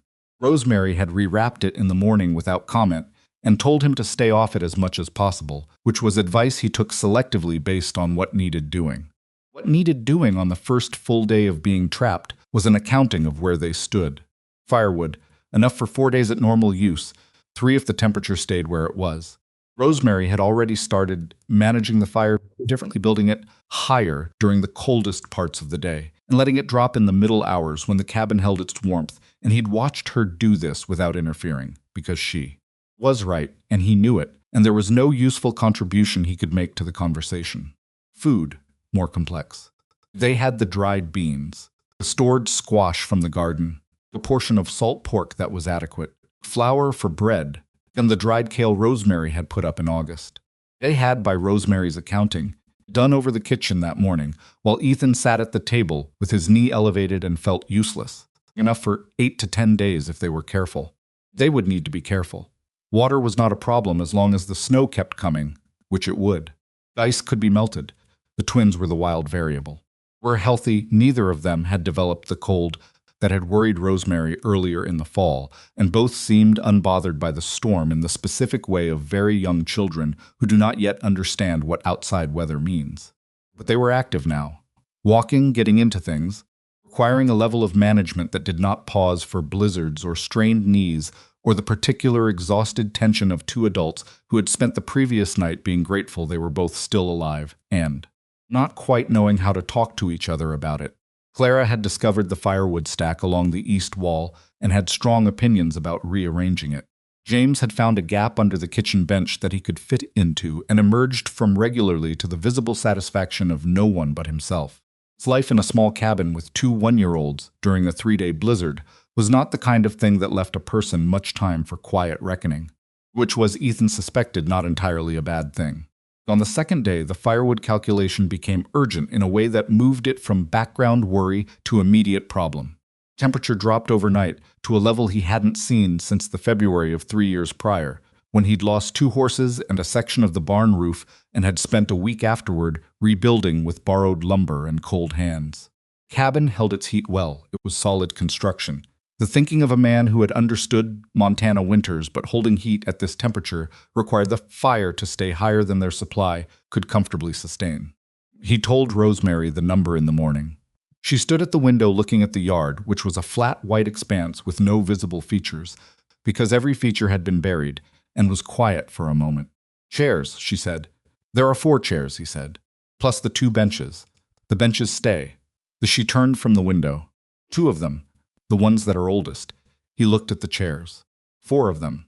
Mismatched. Accumulated over years too, he'd brought from his family home when he'd started the ranch. One he'd made himself in the second winter, and which was frankly not his best work, and one that had been Eleanor's. Eleanor had brought it from her parents' house in a wagon that had also carried her mother's cast-iron skillet and a rocking chair that had not survived the first winter, and which she had never talked about losing, but which he had understood mattered. Eleanor's chair was the one by the fire, the one Rosemary used every evening, one he had watched Rosemary sit in from the first week, and had not said anything about because there was nothing to say. It was a chair. It was the best position in the room. Rosemary used it because it was practical. But Eleanor had chosen that chair out of everything they owned to bring from Missouri. And it meant something. Rosemary knew it meant something, because Rosemary knew most things she hadn't been directly told. "Not that one," he said. Rosemary looked at him, then she looked at the chair, then back at him, and her expression was the careful, reading one. "All right," she said. "The one you made and the old one from the corner. Broke them up himself. It felt right to do it himself." He took the axe to them on the porch in the cold and brought the pieces in, and fed them to the fire through the afternoon, and the cabin stayed warm, and he did not look at Eleanor's chair more than once. When he did look at it, Rosemary was sitting in it with James in her lap, reading to him from the one picture book that had been a gift from Marcus James, could not yet understand the words, but he had developed a strong aesthetic opinion about the illustrations and would point at the ones he approved of with a focused intensity. And she looked up when she felt Ethan's attention and held his gaze for a moment with an expression that was not apologetic and not defiant, but something in between. Something that said, "I see this. I know what it is. I'm not going to pretend otherwise." Nodded. She looked back at James. The fire took the old wood and burned it clean. On the second evening, both twins were finally asleep, and the storm was still moving across the roof in long, slow waves. They sat at the table with the lamp between them and the fire at a low, steady hold, and the cabin as quiet as it ever got. Something shifted in the air between them that had been building since the moment Rosemary had walked out into the blizzard with a rope around her waist. Ethan had been turning something over for 2 days. He was not a man who spoke easily about interior things. He had spent most of his life treating the inside of himself as a working space, not a conversation topic, but he had also learned. In the 9 months since Rosemary had stepped off a stagecoach into Silas Boone's contempt and walked toward his cabin without breaking stride, that not saying the true thing had costs he had not previously been paying attention to. "I need to tell you something," he said. She looked up from the sock she was darning. She had taken up the habit of darning in the evenings, not because it particularly needed doing, but because her hands needed something when her mind was still running. "Eleanor and I were not unhappy," he said. "I want to be clear about that. It was a good marriage. Not perfect. We disagreed about a lot of things. She thought I spent too much time in the barn and not enough time being a person she could talk to, and she was right about that." He stopped. Started again. "When she died, I couldn't. I went into the work. I disappeared into the ranch because that was the only place I knew how to function." Rosemary had put down the sock. She was looking at him with the attentive stillness she brought to things she was taking seriously. "Twins," he said, and his voice had something rough in it that he didn't try to smooth out. "I loved them, and I didn't know how to be with them. But I didn't know how to hold them without thinking about Eleanor. Everything about them was Eleanor, and I couldn't. I was not doing right by them." "You know that. You were doing the best you could," she said. "That's a kind way to say it. It's an accurate way to say it." "Wasn't enough," he said, "and I knew it. That's why I wrote the letter. Gah. Not because I was ready for another." He stopped again, because the sentence had more directions than he could manage at once. "I wrote the letter because I was failing my children, and I knew it, and I needed help, and that was the only way I could think of to ask for it." She was very quiet. "I didn't think about what it meant for whoever came," he said. "Yeah. I thought about what I needed and what the ranch needed and what the twins needed, and I didn't think about the person who was going to arrive with one trunk and find herself in the middle of all of it." He looked at the table. That wasn't right. Rosemary was quiet for long enough that he looked up. Her expression was something he hadn't seen in exactly this form before, open, in a way she generally wasn't. Careful surface of her worn thinner than usual by 3 days of being trapped in the same 4 walls with the same person. By the accumulated weight of what had happened in the snow 2 nights ago. "I knew what I was walking into," she said. "I read your letter twice. You were honest in it. I was honest about the practical things. Practical things were what I needed to know." She picked up the sock again, then put it down. "Ethan, I came here because I needed somewhere to go. I came here because I had nothing left in Missouri that I wanted to stay for, and because your letter described a real situation that needed real help, and real situations were the only thing I knew how to navigate anymore." She paused. "I wasn't looking for something perfect. I was looking for something possible." "Is it?" He said, "Possible." She looked at him steadily. "I walked out into a blizzard to find you," she said. "It's not a thing I do for a situation I'm looking to leave." The lamp between them flickered in a draft from the window and held. "There's something else," she said. Now her voice had the quality he'd heard once before, in June, in the garden, at dusk. The sound of something being carried to the edge of what can be carried alone and set down. "I've been thinking about Daniel." He waited. "I think about him differently here," she said. "And I did in Missouri." She was looking at the lamp, not at him. "In Missouri, everything reminded me of him. The house, the street, the neighbors who had watched him grow. I couldn't be there without being in the middle of it, all the time. Everywhere I looked there was a version of what should have been there." The storm moved across the roof. "Here," she said, he's mine. He's not everywhere and nowhere at the same time. He's just something I carry." She pressed her lips together. "I don't know if that makes sense." "It makes sense," he said. "Twins," she stopped. Tried again. "When James does the thing with the illustrations and points at what he likes, Daniel used to do something similar there was a quilt my mother made. He had opinions about the pattern. He would touch the squares he preferred." She shook her head once, the small, tight shake of someone refusing something. "I'm not mixing them up. I know the difference. I just mean that being with Clara and James is not only practical for me. You should know that." He had known it since the night in December when she had walked out into the storm with a rope around her waist. He had known it before that, probably. He had just needed her to say it so it could be true in the room between them and not just in the understanding he carried by himself. "I know," he said. "I thought you probably did," she said. Silence settled between them that was not empty. It was the kind of silence that arrives after true things have been said and doesn't need filling. After a while, she picked up the sock again, and he got up to check the fire, moving carefully on the bad knee. and the lamp burned steadily on the table, and outside the storm was beginning, almost imperceptibly, to ease. Third day was the last of it, though they didn't know that at first. Snow stopped by mid-morning, just stopped, the way it had started, without announcement, and the sky went from white to the hard, brilliant blue of a Montana winter sky after a storm has spent itself.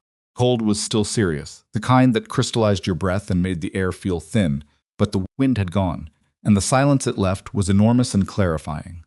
Ethan went to the window and stood there for a long time. Yard was a different place than it had been 3 days ago.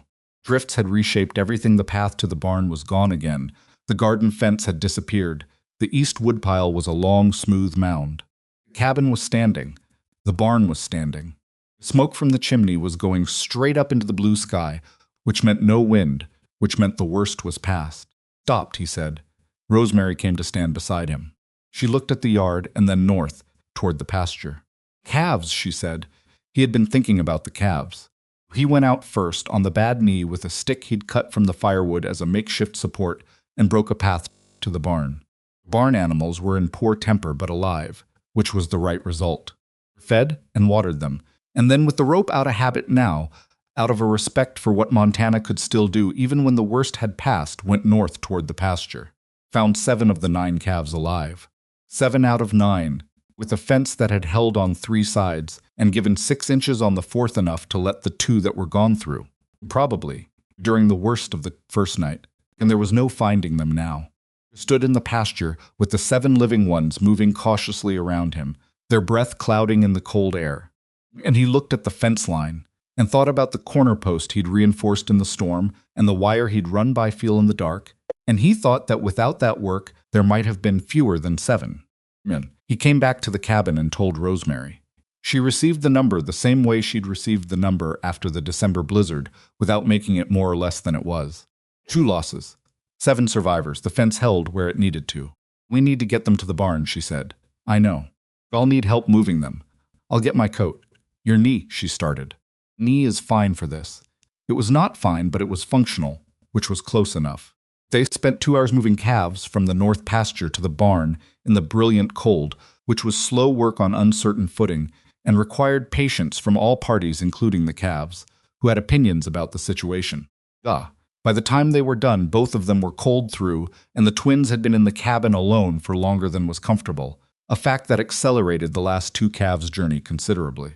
Clara had, in their absence, pulled every piece of laundry off the drying rack near the fire and distributed it across the floor in a pattern that appeared deliberate. James was sitting in the middle of it, looking pleased with himself in the way of a person who had watched something happen and approved. "How?" Ethan said. "She's been watching me hang things for months," Rosemary said, already bending to pick it up. "She's 14 months old. She's your daughter," Rosemary said, which was, he looked at her, and she was not looking at him, but the corner of her mouth had moved the closest she'd come to a joke at his expense in a while, and he let it stand because it was also just true.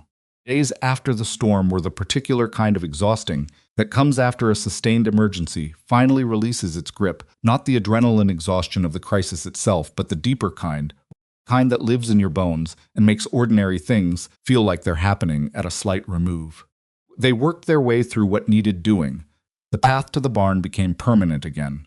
The lost snow from the garden fence was assessed. The fence itself had survived. The plants beneath it less certain. But the kale was still standing, and the root vegetables in the cellar were untouched. Cattle in the main pasture were in reasonable shape. 2 of the barn animals needed extra attention. One of the horses had a developing respiratory complaint that Ethan watched carefully for 3 days before it resolved, but nothing they couldn't manage. Carlin Creek began the work of digging itself out, and the news that trickled along the road as it cleared told a story of how the valley had fared. Aldrich's had come through with losses, but nothing catastrophic.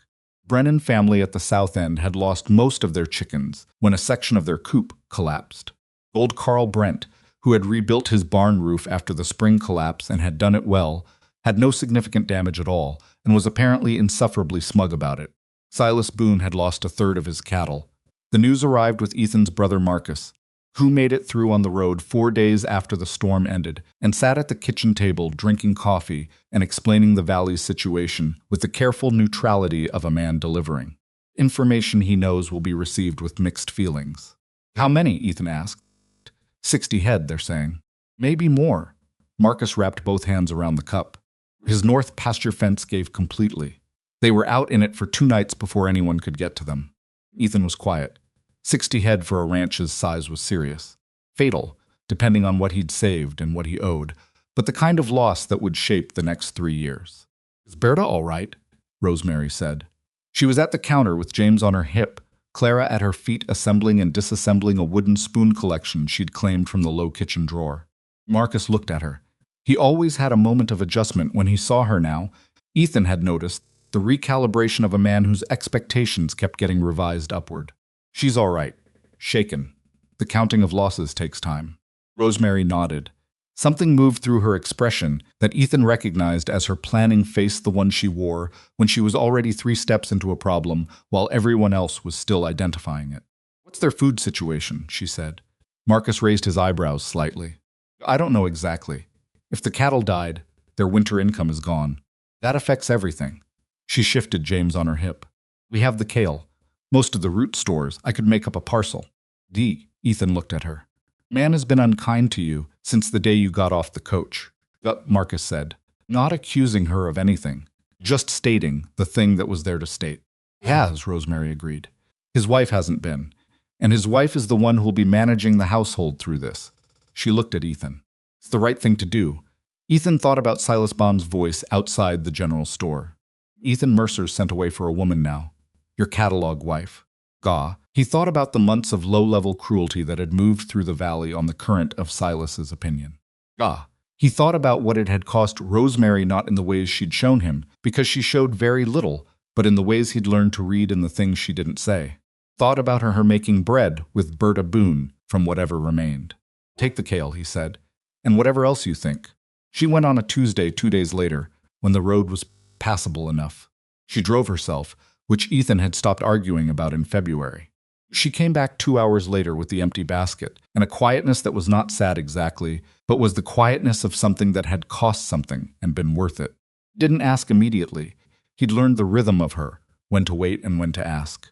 She put the basket down and told him. Berta was embarrassed. I could tell she wanted to turn it away, but she didn't, he said. She didn't. Rosemary poured herself coffee and stood at the counter with it. Talked for a while. She asked about the twins, a pause. She apologized for Silas. She didn't call it that, but that's what it was. "What did you say?" I said I appreciated her coming to the door. She set down the cup. Silas was inside. He didn't come out, no, I wasn't expecting him to. Ethan watched her face. "Does it bother you?" That he didn't. She considered this with the honesty she brought to most things. "Little," she said. "Not the way it would have bothered me in January, but a little." He nodded. That seemed right. "The thing is," she said, and she was looking at the window. "I didn't go for him. Went for Berta." And she stopped. "For what?" She was quiet for a moment. "I had a neighbor in Missouri. After Thomas died, when Daniel was sick." She did not flinch at the name now when she said it. He'd noticed, not the way she had the first time in June.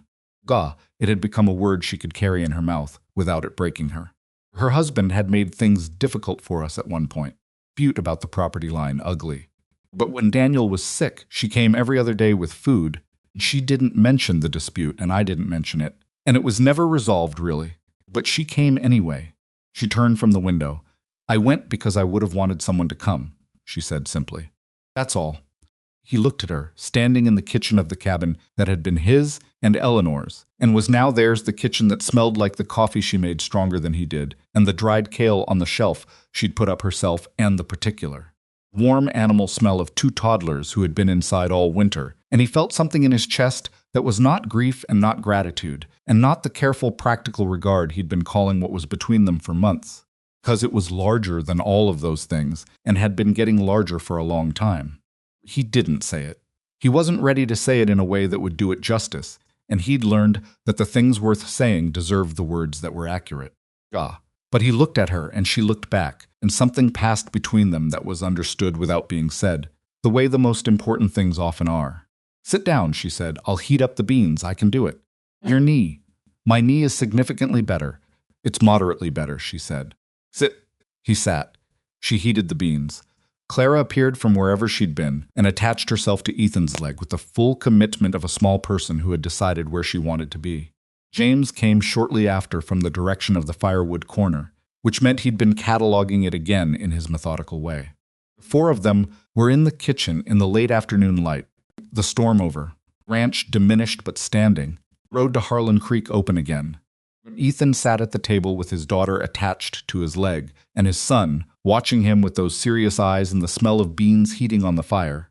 He thought about the letter he had written, sitting at this table 14 months ago, the desperate, practical, unromantic letter of a man who was asking a stranger for help, and he thought about the woman standing at the stove right now who had walked out into a blizzard in his spare coat with a rope around her waist. He thought about the ring in the wooden box in the bedroom, one he'd bought in October, 3 months after she arrived, and had not yet found the right moment for. Because every time he'd thought about the moment, he'd realized he was still figuring out what he wanted to say when he gave it to her, and he needed to know what he wanted to say before he said it. He was getting closer to knowing. Outside, the east hill was pale gold in the late light. Sky above it was the deep blue of a Montana winter evening, clear and cold and going on forever. Scanned inside the cabin, Rosemary set a bowl of beans on the table and looked at him with the expression she wore when she was about to say something practical. Gee, and said, "Ree, you need to write to Marcus about the north fence lumber. Before the road gets bad again." "I will," he said. "Today." "Today," he agreed.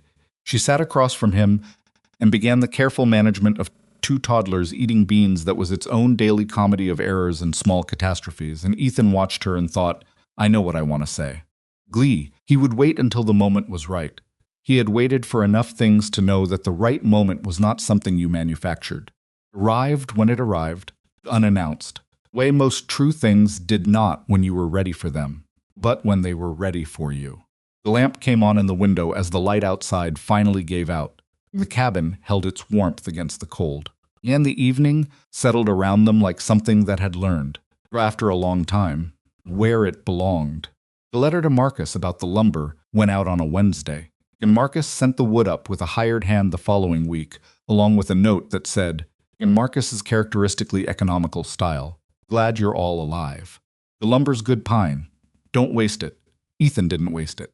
Spent 3 days on the north fence in the first decent weather of September, working methodically from the corner, post outward, replacing the sections that had given, or were close to giving with the new pine, setting each post with the care of a man who has learned what it costs when they fail. His knee had healed to something functional, if not quite what it had been. There was a catch in it when the temperature jumped sharp, which in Montana meant there would be a catch in it for several months of the year for the rest of his life. A fact he had accepted with the pragmatism of a man who had no useful alternative. Rosemary brought lunch out on the second day, the same way she had the previous March when she'd corrected his post angle without being asked. She set the tin plate on the fence rail and stood looking at the work he'd done. "Better angle on the post," she said. "I had a good teacher," he said. She looked at him. He looked back. Something moved through her expression that was close to warmth and was trying not to show it, which was so specifically her that he almost smiled. She went back to the cabin. He ate his lunch and looked at the north pasture, which was recovering the grass coming back in the places the storm had flattened, surviving calves moving through it with the easy indifference of animals who have already forgotten what the fuss was about, and he thought about the wooden box in the bedroom and the ring inside it, and the words he'd been finding and losing for 3 months. He thought he had them now. He was going to need a moment that wasn't interrupted by a toddler with strong opinions about wooden spoons. The moment arrived, as moments do, not at all the way he'd imagined it. It was an ordinary evening in the second week of September. Twins were in bed, both of them down at the same time, which happened rarely enough to feel like a gift, and the cabin was in the particular quiet of a house that has been loud all day and has finally exhaled.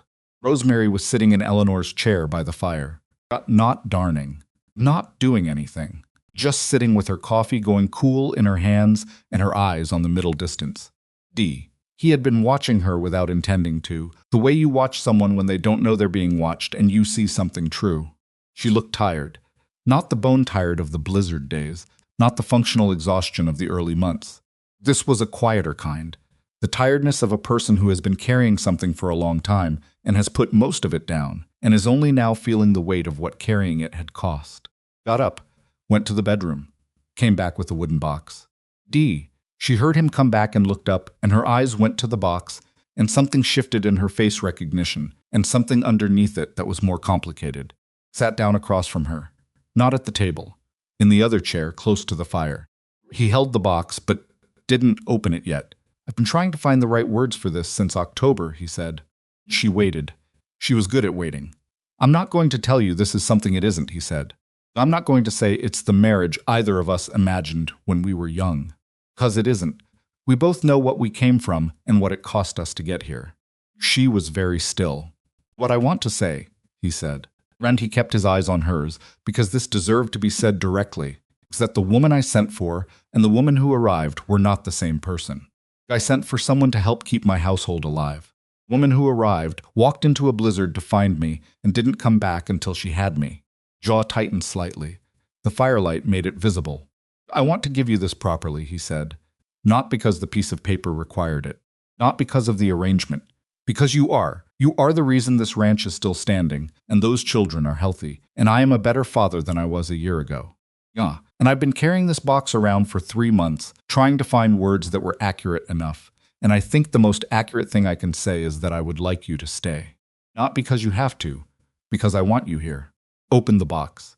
The ring was simple. He had not been able to afford elaborate, and had not tried to pretend otherwise a plain gold band, the best he could get at the jeweler in Harlan Creek, which had cost him more than he'd told Rosemary when she'd reviewed the household accounts that month, a rare concealment. She looked at it for a long moment. You already gave me a ring, she said. Her voice was not entirely steady. That one was for the justice of the peace, he said. This one is for you. She looked at him. Her eyes were bright in a way she was controlling, barely. I'm not easy to live with, she said. I know that. I have opinions about fence posts, I've noticed. Post angles. Rosemary. She looked at the ring. She reached out and took it from the box. Not the way he'd imagined. He'd imagined her giving him her hand and him putting it on, which was the ceremony of it, but she picked it up herself and turned it in her fingers, examining it the way she examined things she was deciding about, put it on her own finger. Left hand. Next to nothing, because she wore his ring on her right. She looked at it there. All right, she said. It was not the declaration of a woman in a novel. It was the response of a woman who had learned that the truest things didn't require ornamentation, who had lived long enough in real circumstances to know that all right said with full weight was worth more than 100 prettier words said without it. Reached across and put his hand over hers. Both of them there in the firelight, the ring on her finger, the box empty in his other hand. Stayed like that for a while. Outside, the September night was cool and clear, the stars the kind that only appear at altitude in the absence of clouds, brilliant and indifferent, and going on past any distance that mattered. Silas Boone came to Blackthorn Ranch on a Saturday in October. Ethan saw the wagon coming up the creek road and stood at the window for a moment identifying it before he said anything. Then he said, Silas Boone's coming, and left it at that. Rosemary came to the window, looked, went back to what she'd been doing, which was making bread from a batch she'd been working since morning. I'll finish this, she said. You go out. He went out. Silas climbed down from the wagon with the careful movements of a man whose winter had left marks on him. It was thinner than he'd been. The cattle losses had done what they did not broken him. Silas Boone was not a man who broke easily, but worn him down to something closer to his actual size. Particular inflation of a man who has always had enough was gone, and what was left was just a man in his 50s who had had a hard year. He held a sack. Ethan stood at the gate and waited. Silas stopped a few feet away. He looked at Ethan and then at the cabin and then back at Ethan, and he did the thing that Ethan had not expected from him.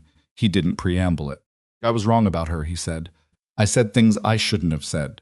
I said them publicly, and I kept on saying them when I should have stopped. He held out the sack.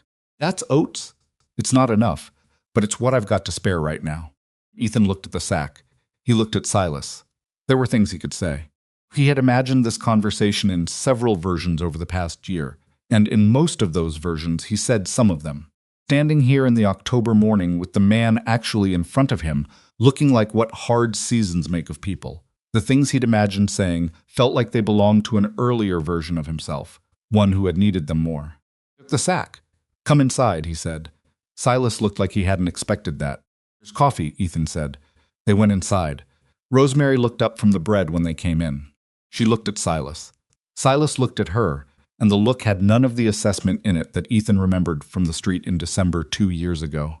It had something else, not quite shame. Something more functional than shame.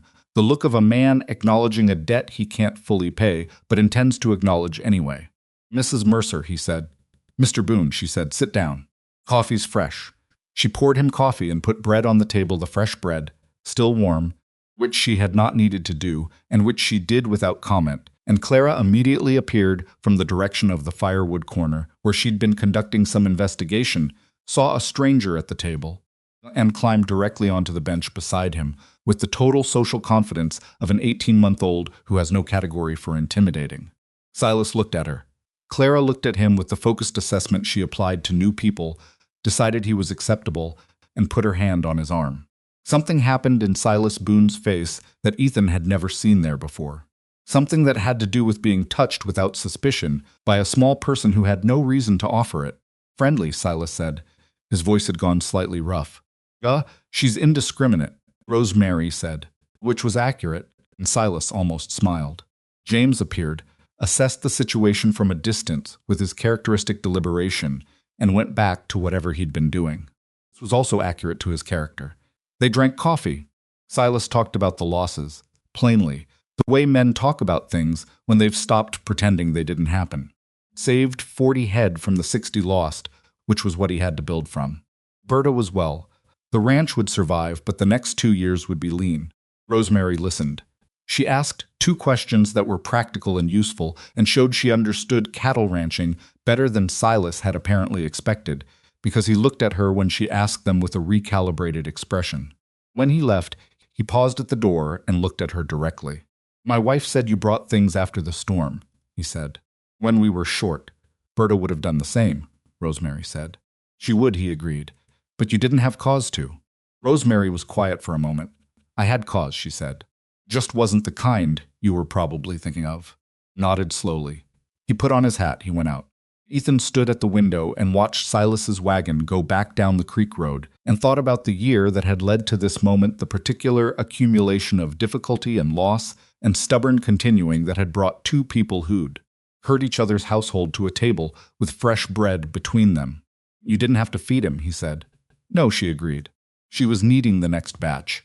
"But Berta'll hear about it, and it'll mean something to her."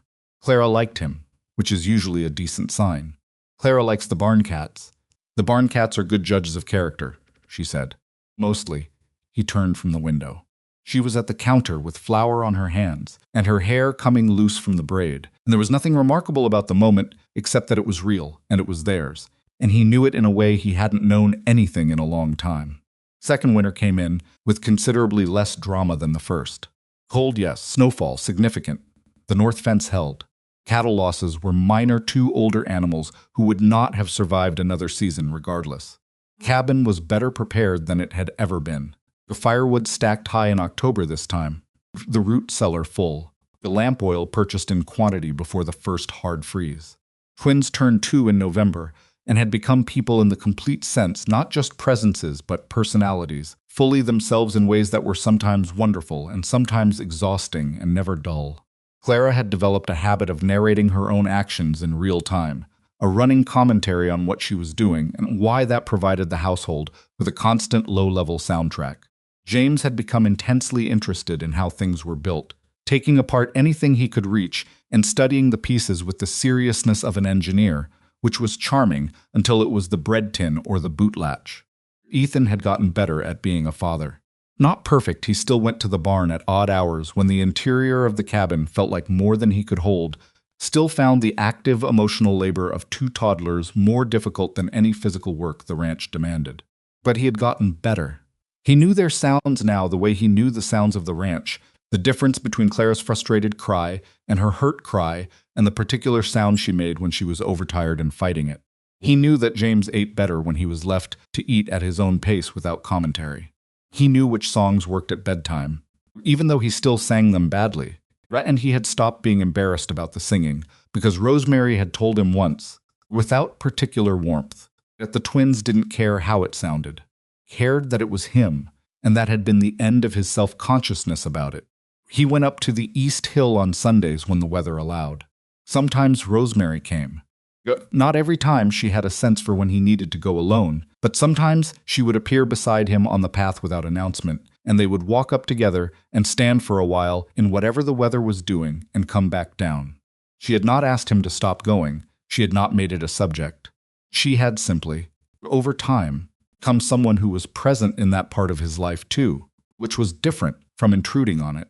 He had thought about Eleanor a lot in the first year. Still thought about her. But the thinking had changed shape the way Rosemary had said grief changes shape, not smaller, not less true, but differently arranged. Eleanor was part of the ranch and part of the twins and part of who he was. She was going to stay that way.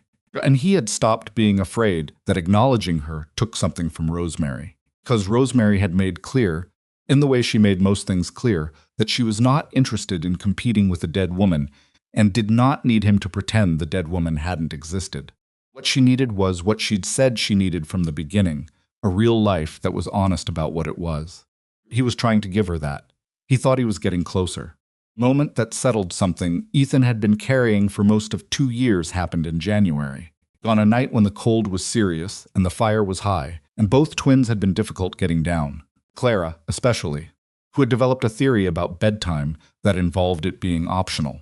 Rosemary had managed the final hour of it, the negotiations, the crying. 3 rounds of the bedtime song that Ethan had delivered increasingly off-key until Clara finally surrendered out of something that might have been affection or might have been pity, and when she came out of the back room and pulled the door. Almost closed, she stood in the main room for a moment, looking at nothing in particular. Then, she said, to the room, not really to Ethan. Daniel would have been 8 this spring. He looked up from the boot he'd been mending. She was not crying. She was not about to cry. She was just saying a true thing in the presence of someone she trusted with it, which was different from all the other times he'd understood she was carrying it but not saying it. What was he like? Ethan said. She looked at him. Whatever she'd expected, and he had the sense she hadn't expected anything specific, had just needed to say it and hadn't thought about what came after it wasn't that question. She sat down. Loud, she said, and something almost like a smile moved through her expression. Opinions about everything. What he ate, what he wore, which direction we walked to the market. Very certain for a 4-year-old. Thomas used to say he was going to be a lawyer. She stopped. He had Thomas's laugh. Big. From the belly. You could hear it from outside the house. Put down the boot. He loved water, she said. Puddles, the creek, rain. Anything with water in it. I used to tell him he was part fish. She looked at her hands. Never got to see a river. A real one, I always thought. She shook her head. He would have loved the creek here, Ethan said. She looked up. Spring melt, he said. It runs fast and loud in April. Clara's going to be in it the second she figures out how to get the gate open. James is probably going to want to measure it somehow. Something happened in Rosemary's face that was the real thing, the unmanaged version, the kind of expression she didn't always let reach the surface. Grief, and it was warmth, and it was the particular pain of a person who loves something that is gone and is still capable of loving things that are here. And those two facts coexisting in the same chest at the same time. He would have, she said. Her voice was quiet. He really would have. They were both quiet for a moment. Thank you, she said. For what? For asking what he was like. She looked at the fire. Most people don't ask. They say they're sorry, which I know they mean. But asking is different. He thought about that, about the difference between acknowledging a loss and being willing to look directly at what was lost. He was real, Ethan said. He deserves to be talked about like he was real. She looked at him with an expression he had no name for, something too precise for the words he had available, something that lived in the space between gratitude and recognition, between being seen and being known. She reached across and put her hand over his on the table. Just that. They sat by the fire in the January cold and let the silence hold what words couldn't. Outside the creek was frozen solid, and the east hill was white under a clear sky, and somewhere in the back room Clara was conducting a dream negotiation in her sleep, her small voice going up and down in the way it did. James was silent the way James was always silent when he finally went, deeply and completely. The lamp burned, the fire held, the cabin was warm. Spring came to Blackthorn Ranch the following April, with the particular extravagance that Montana springs always used to justify everything they'd put you through to get there. Creek ran loud and cold with snowmelt. The new grass came up vivid and startling. Cottonwoods put out their leaves in that brief moment of pale green that lasted 2 weeks and then deepened into summer, and if you weren't paying attention, you missed it. Ethan was paying attention. He had gotten better at that too. Calves born that spring were healthy. The garden Rosemary put in was larger than the previous years, expanded into the south quadrant that had been fallow since before Eleanor. She had recruited Clara as assistant soil tester, which Clara took seriously in the way she took most things seriously, with full physical commitment. James walked the rows behind them with his hands behind his back like a small foreman conducting an inspection, which made Rosemary laugh. The real kind that came from the belly. The valley rebuilt itself, slowly, unevenly, with the persistence of people who have no alternative they'd accept. Aldrich's had a good calf crop. Old Carl Brent's barn roof, which had survived the second winter vindictively intact, became a point of local pride that Carl did not allow anyone to forget. Brennan family at the south end replaced their chicken coop with something that would survive a direct assault. Ran their daughter, who was 14, came to help Rosemary with the garden in exchange for being taught what Rosemary knew about putting things up for winter, which was considerable. Silas Boone rebuilt more slowly. Came through Blackthorn twice that spring, once for lumber he needed for a barn repair that Ethan had, and once for no stated reason that either of them acknowledged. Arriving with Berta and staying for the midday meal, which happened to include fresh bread and the preserved beans from last fall, and 2 toddlers who treated visitors with the cheerful democratic sociability of children who have been loved consistently and know it. Berta and Rosemary talked for 2 hours in the kitchen while the men assessed the north pasture fence, which Silas complimented without being asked, which was the closest he'd ever come to saying something gracious without a specific prompt. Driving home, Ethan heard, Berta told Silas that Rosemary Mercer was the most capable woman she'd met in 20 years in Montana. Silas had apparently said nothing, but he hadn't disagreed. There is a particular kind of love that doesn't arrive like weather. It doesn't announce itself. It doesn't sweep in from the north with a pressure change you can feel in your chest before you can name it. Builds the way the garden built slowly. In the dark, underground, before anything is visible. Then one morning you look, and it's there. And you can't say exactly when it happened, because it happened in all the ordinary moments between the moments you were paying attention to. Ethan understood this by the time the second spring was well underway. He had understood it in pieces for a long time. The full understanding arrived one morning in May, when he came inside from the early feeding and found Rosemary at the table with both twins and a piece of paper and 2 sticks of charcoal, showing them how to draw or attempting to, because Clara's approach to drawing was interpretive, and James was more interested in the physical properties of the charcoal than in what it could make. And she looked up when he came in and said, "Daughter has drawn what I believe is either a horse or a substantial explosion. Gone," and he laughed. Actually laughed. From the belly kind. She smiled back at him with the full smile she kept mostly to herself, and he thought, "Guh, there it is. That's what it is." He didn't say it that morning. He waited until evening, which he had not planned to do, but which turned out to be better, because by evening the twins were down and the cabin was quiet, and there was no charcoal incident to work around. He said, "I love you." She had been reading. She had taken to borrowing books from Howard Garrett's wife, who had more books than anyone in the valley, and she looked up from the page. She looked at him with the expression that was deciding things, reading things, assessing. And she said, "I know." He raised an eyebrow. "I've known for a while," she said. "I was waiting for you to figure out how to say it." "How long, January?" she said, "when you asked about Daniel." Guh, he thought about that. About a man mending a boot and a woman who needed to say a true thing, and the question he'd ask because it seemed like the right one, and what it had apparently communicated that he hadn't known he was communicating at the time. "And you," he said. She looked at him for a long moment. "I don't say things I'm not sure of," she said. "I've been sure for a while." "How long?" he said again. She picked up the book. "Put it down. The rope," she said. "The second blizzard. When you came back in and you were on the ground in the snow, and I had 20 yards to cover, and I wasn't—" She stopped, jaw set slightly. "I wasn't afraid for the arrangement. Wasn't afraid for the practical situation." She met his eyes. "I think you know what I was afraid for." He did. "I love you," she said. She said it the way she said true things, plainly, without decoration, directly at him. "I don't need you to make it more than it is. It's enough as it is." "It's more than enough," he said. She looked at him steadily. Something in her face that was not quite soft, because she was not quite a soft person, but open in the way she was open, only when she had decided something mattered enough to be seen. "Yes," she said. "It is. The Great Blizzard of 1886 became a story people told in the valley of Harlan Creek for years afterward. Every winter gathering, every table where the old-timers sat with coffee going cold, someone brought it up. Numbers they'd lost, the fences that had given, things burned to stay warm. Each telling had its own shape, its own emphasis on what had nearly been lost and what had managed to survive. Ethan heard the story told many times. He rarely contributed to the telling. He had his own version, and it didn't belong to a dinner table. His version started on a December afternoon with a stagecoach and a sky full of weather, and a woman stepping down onto frozen ground with one trunk and no complaints, walking past a man's contempt like it was a puddle she'd decided not to step in.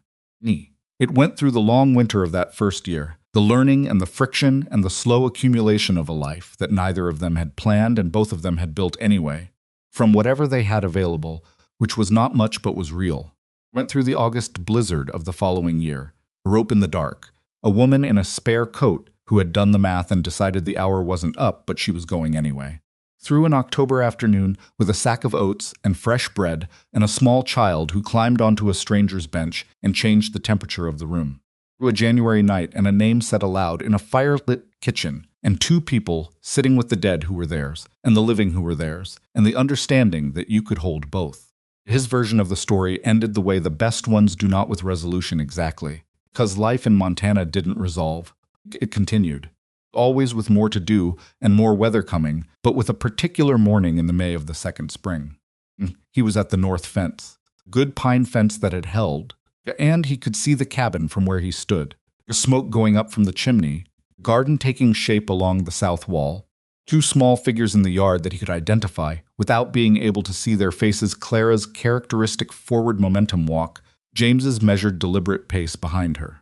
A third figure, taller, coming out of the cabin door into the morning light, stopping to look out at the pasture, one hand raised against the sun, looking north, the way she always looked north, the way a person looks who has learned to read what the sky is doing before it decides to do it. She saw him at the fence and raised her hand. Not a wave exactly. Just acknowledgement. I see you, you're there. He raised his hand back. Yeah. He looked at the fence and at the pasture and at the cattle moving through the new grass, and then he looked back at the cabin and the woman in the doorway and the two small people in the yard who were, in the complex and imperfect way of all true things, his family. He had not known, writing that letter 2 winters ago at Eleanor's table, in Eleanor's chair, what he was asking for. He had thought he was asking for practical help. He had thought he was making a transaction. He had thought that what he needed was someone competent and willing and honest, and that this would be enough. And he had been right that it would be enough, when he had been wrong about everything else. What he had been given was not a transaction. It was a person who had lost everything and kept going anyway, who had packed what remained of herself into a battered trunk and gotten on a stagecoach into the unknown, because staying where she was had become impossible, who had arrived at a stranger's door in a blizzard and walked straight inside and started fixing the draft problem. A person who did not require him to be other than what he was, who had her own darkness and did not use his to hide it, who knew where the rope was kept and was willing to use it. He had learned things in these 2 years that he had not known he needed to learn. That being present is not the same as being nearby. That grief doesn't end, but it can be carried differently, especially when you don't have to carry it alone. That a person can love what they've lost and still have room for what they've found, and that those two things don't compete. They coexist, sometimes painfully and sometimes with a grace that surprises you. True, he had learned that a family is not a thing you have. It's a thing you keep making, out of ordinary days and hard winters and the decision, repeated every morning, to be there for the people who need you to be there. He had learned this from a woman who had walked out into a blizzard for him and who had told him with complete plainness that she loved him and didn't need it to be more than it was, that sometimes the most extraordinary thing in a person's life arrives looking exactly like what they asked for, and it is only later, looking back, that they understand they had asked for the wrong thing entirely and received something far beyond it. Smoke rose from the chimney. The creek ran cold and clear in the ravine below the north fence. Clara fell down in the yard and got up without ceremony and kept going, which was so specifically her that it made something warm move through his chest. James watched her fall and sat down and stood up again, apparently testing whether the same thing would happen to him from a standing start. Didn't. He considered this information. Rosemary went back inside. Ethan turned back to the fence. He had work to do. There was always work to do, which was not a complaint. It was the nature of a life that was real. He picked up the wire and kept going.